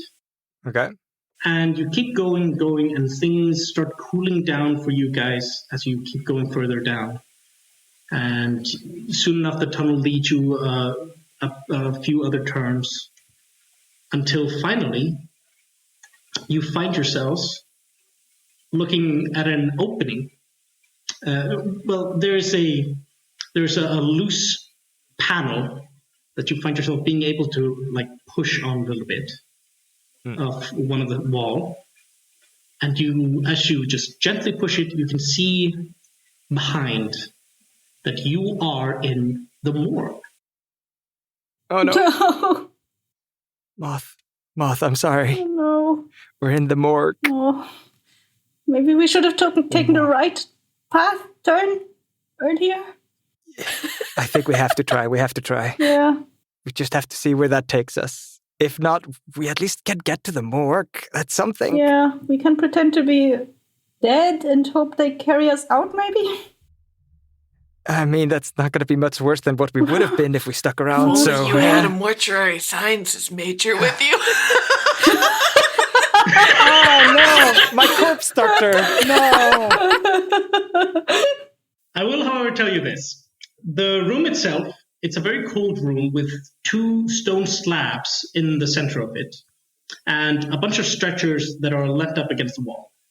You see a set of shelves holding various blankets in one corner and also bags for bodies.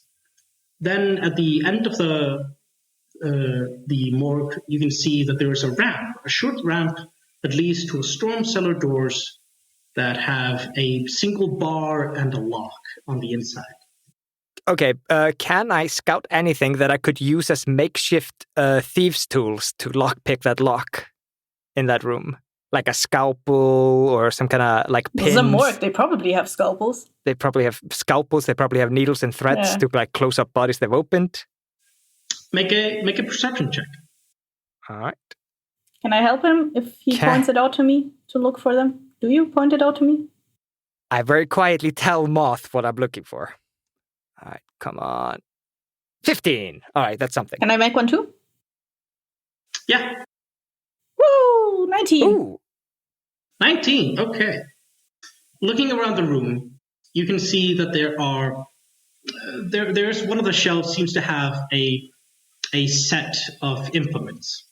There seems to be a needle and thread, a bunch of tools for embalming and whatnot, and this seems to be just various tools within this locked, cold room. Okay. You said we like slit open a panel. Is it big enough for us to move through? Yes. All right. I'm gonna quietly move in. I'm going to go grab whatever tools look like they might help me, and then I'm going to go for that lock. Okay. I'm assuming that the storm cellar leads out, but that is a giant assumption. We can take a peek. Yeah. See where it leads to. Are there any windows in the room? There are no windows. In the room. It's underground, is it? Yeah. Okay. The storm cellar is a bit of a ramp that leads upwards. Okay. Right, so you have now with you what I'll essentially treat as thieves' tools. So you can make a proficiency check, dexterity check with thieves' tools. That's a 24. Okay. Lucky Goddamn. me. Damn. God damn. Well, you start working on the lock, and you with your ever Tony Pepperoni with your ever dexterous fingers. Mm-hmm. Just start manipulating this with needle in one hand and a little metallic poke in the other. Just start threading through this, trying to get it right. And lo and behold, the lock makes that oh so delicious sound of a click as it just snaps open. Yes, thank you. I'm gonna slowly pull the door open. I'm gonna unlatch the key, the lock, and I'm gonna slowly pull it open. Mm-hmm. And where does it lead? These doors on the storm cellar lead directly outside. Freedom? I think Freedom! Tony Pepperoni's gonna close the door again. He's gonna lock the lock, and he's gonna say, "We wait until night, and then we run." Well, because it's day out, and they will see us running. You want us to stay in here for several hours with? I don't know. Are there dead people in here? I want us to stay in the wall. In the wall. There are no dead people in the wall. Are you sure? Well, unless this is a really bad horror movie from 2018, there are no dead people in the wall. Okay. Yeah.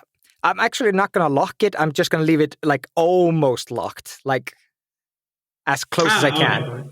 Maybe like put like a little, like I don't know how the lock works exactly, but maybe put like a little thread or a metal thing into the ball bearing so it doesn't actually close. You can just pull it open again. Okay. Before we go back into the wall, can I look around if there's something we can use to light the way, like a torch or I don't know, some glowing something that we can take? Oh, there's a jar full of glowing, like what are they called? Fireflies. Yeah. like with your previous perception check, let's just go that you look around and you can see a lantern. Yay, lantern. Ooh. I take it. Yes. All right. So this is what is happening to you two. Yes. What is happening to the other two, Atticus and Lin'K, is that We're so sorry.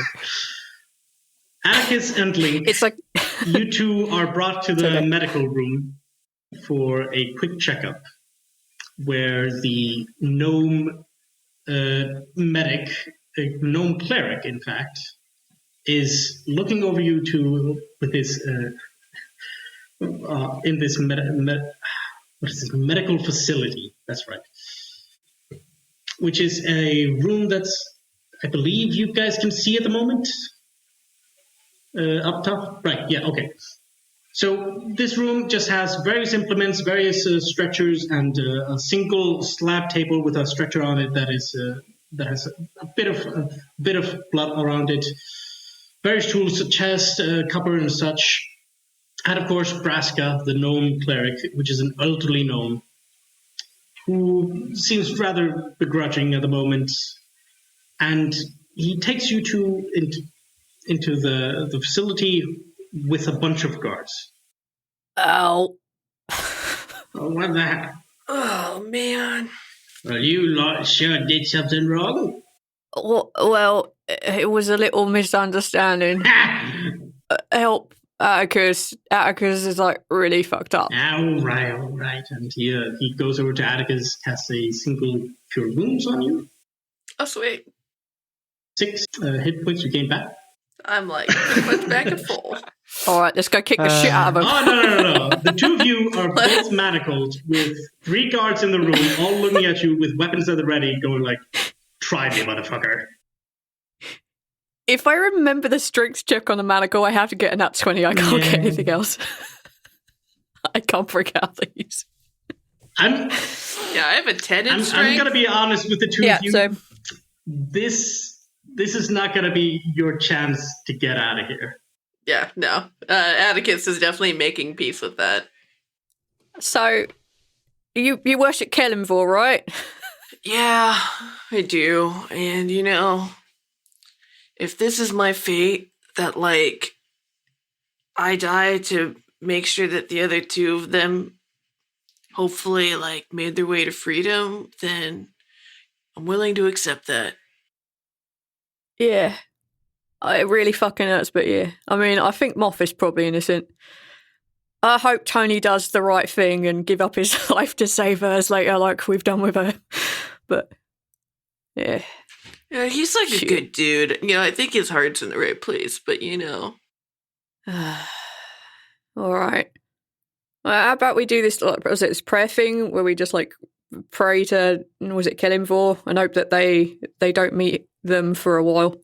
And Atticus will whisper lead in a very kind of like typical prayer to the god of death, and may our souls not be trapped. May they find where they're supposed to be.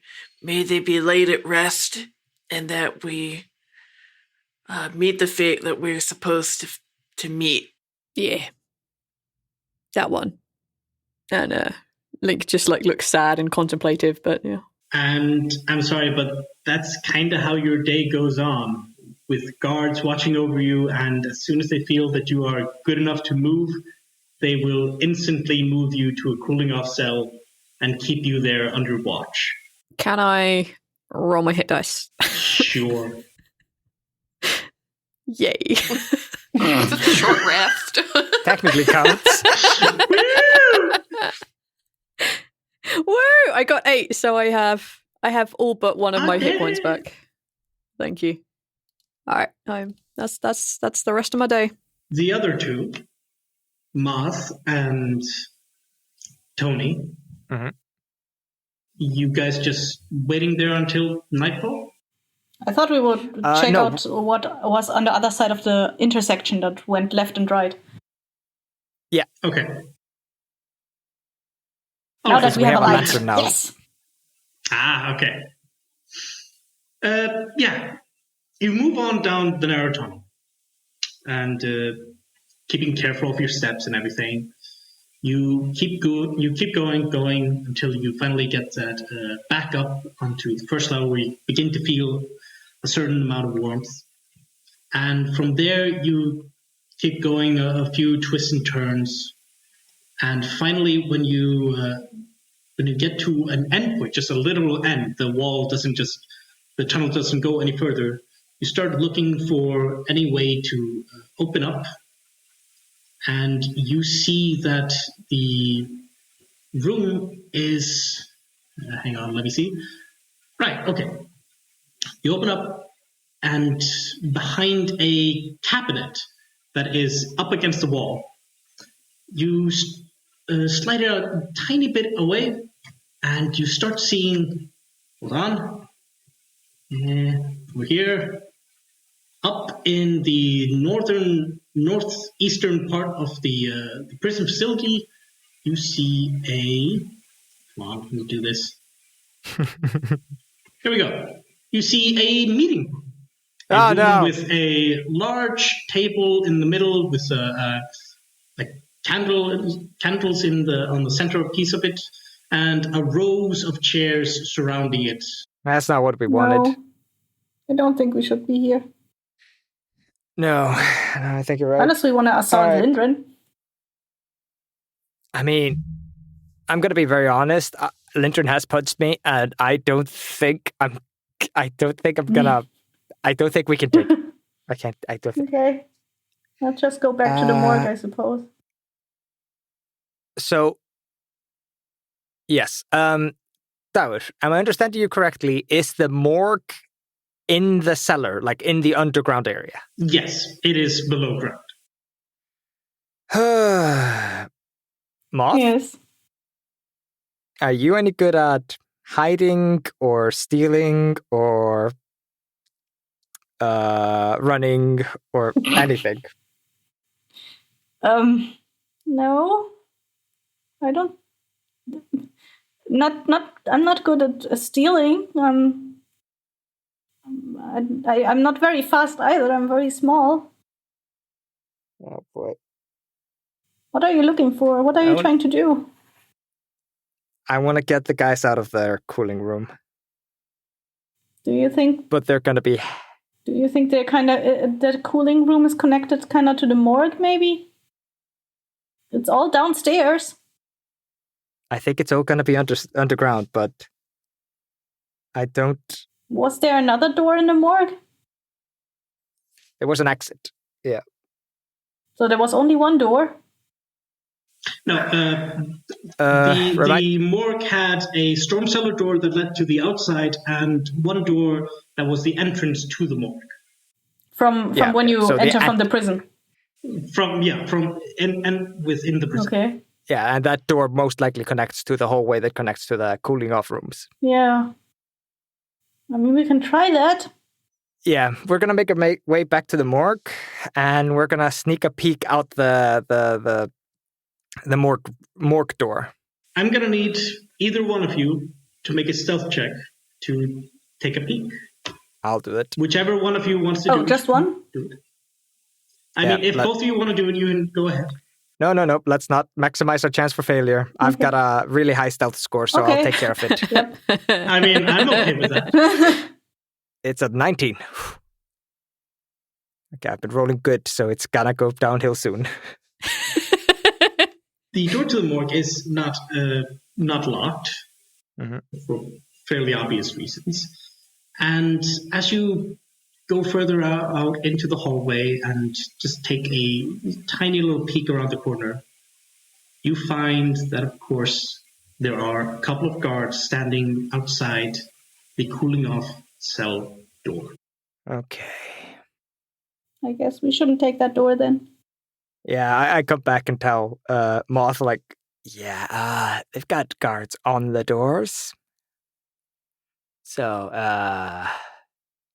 unless you can somehow create a trap that we could maybe catch one of them in, we're probably not getting them out.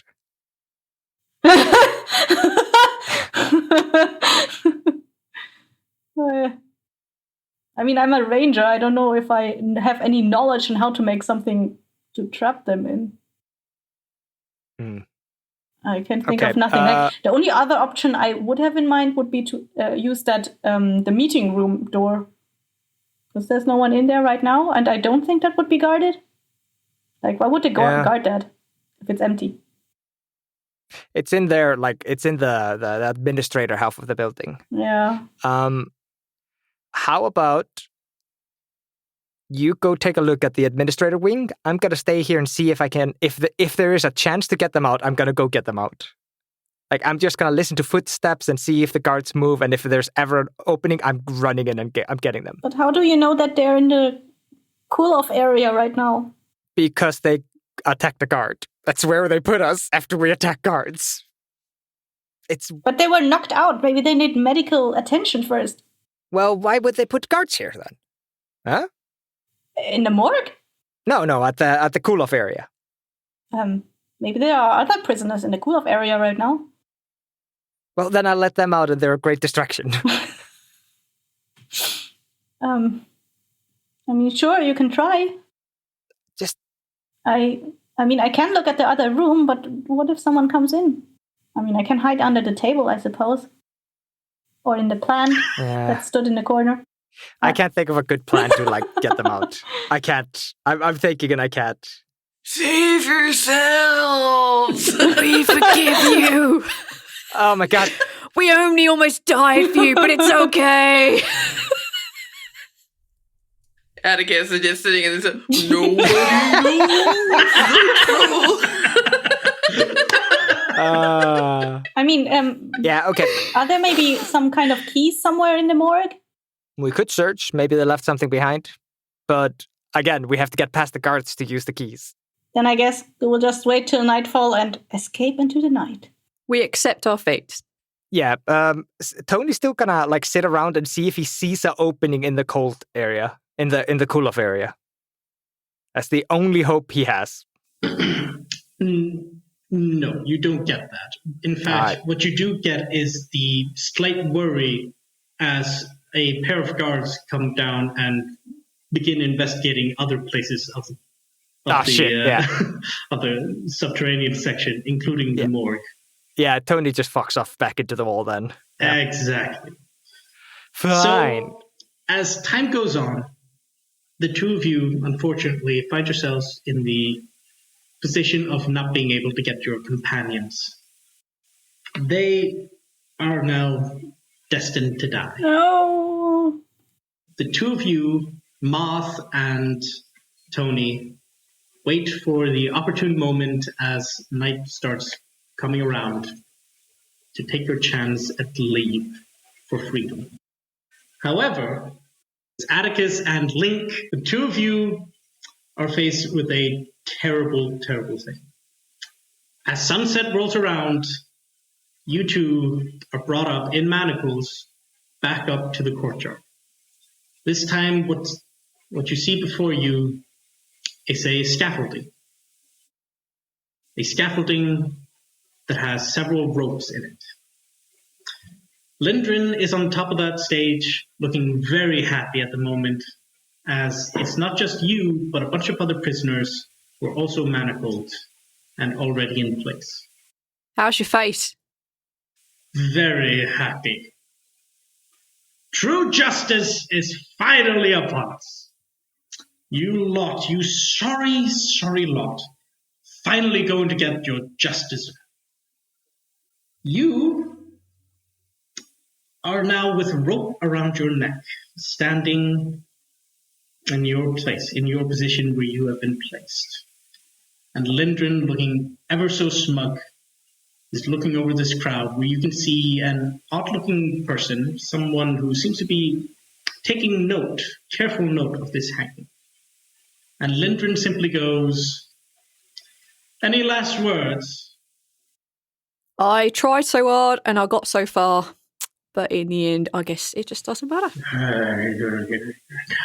This is what you get for not letting me save them. I have to fall to lose it all, but in the end, I guess it doesn't matter. Okay. Lin'K goes, oh, time time to do this.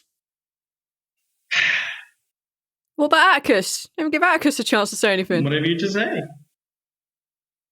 It's just my mom. Oof. Oh, no. I'm gonna lean over, even though it'll strangle me more, just rest my head on your shoulder. It's as much as familial contact as I can give with my arms bound behind me. It's all right. We'll be okay. And there Lin'K stands looking over at you, and he goes, "Do you want a countdown?" "Oh, I want a countdown." Fuck you, man. 3, 2, 1. Dick!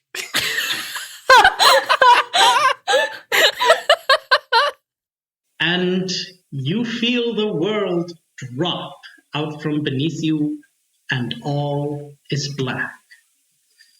Up above in the sky, as the sun sets and everything goes purply, you see, looking up from the ground, blood-red clouds boiling across the sky. You hear the sound of thunder. You feel wet on your faces, blood on your face, and the blood rain falling on your face wakes you up. You find yourself in a heap, in the ruins of the gallows, with everyone else. You may be blacked out for 1, maybe 2 seconds, but everything is in chaos around you. And you feel the earth shake once again. And you hear screaming from everywhere.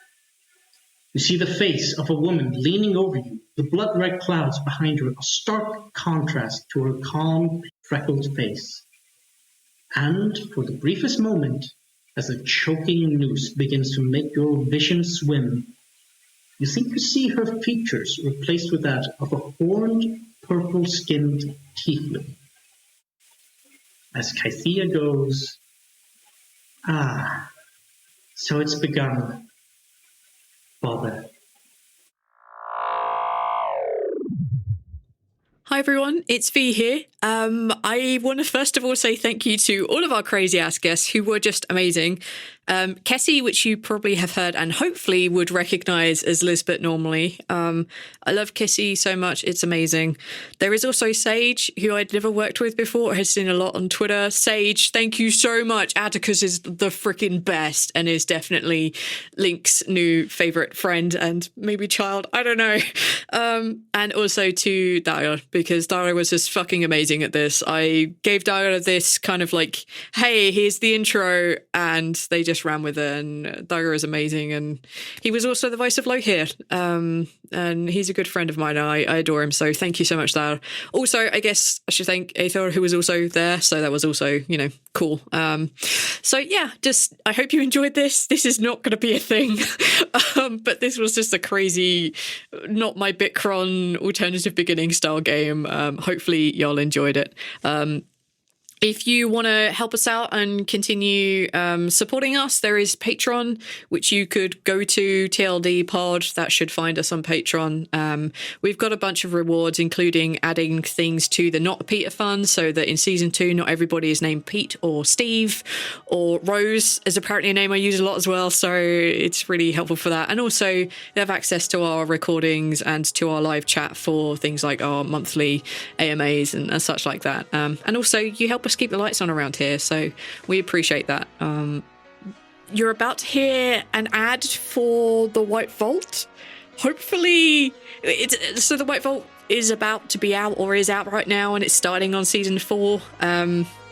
As many of you know, there are many of us in it. Go listen to that. There is going to be an ad for it. I don't know how well it's going to turn out. Just, I don't know, enjoy, I guess. I've been doing this for a while, guys. I'm still really bad at this. Thank you for listening, and just enjoy your week. Bye. Welcome back, horror fans, to Season 4 of The White Vault. Previously, Ava took a tumble down the mountain, Lucas sees it too, and Graham accepted a new job. As a reaction to the worsening storm and plague of insects, the archaeological team in Patagonia took refuge within the site they were there to document. Within the caverns, the team suffered loss and injury, forcing Ava to make the trip down the mountain alone. Could the body within the Patagonian vault really be Dr. Rosa de la Torre? Will Ava be able to return to the site unscathed? And how involved is the documentarian within this narrative? I guess we're about to find out. Welcome back to Season 4 of The White Vault. Seriously, go listen. There are so many voices that you'll recognise, and it is one of the best found footage horrors I've listened to. Every time I get the script, I read the whole thing. I just sit down, I take like however many hours it is, and I read the whole thing. I love it, and it's really good. And also, there is a musical. Yep, there is White Vault the musical. It's an award-winning musical in which Eyþór and I sing on. Yeah, go. That should be enough. Go listen to it. You can find it on all those good podcatching listening devices by searching for The White Vault. Bye.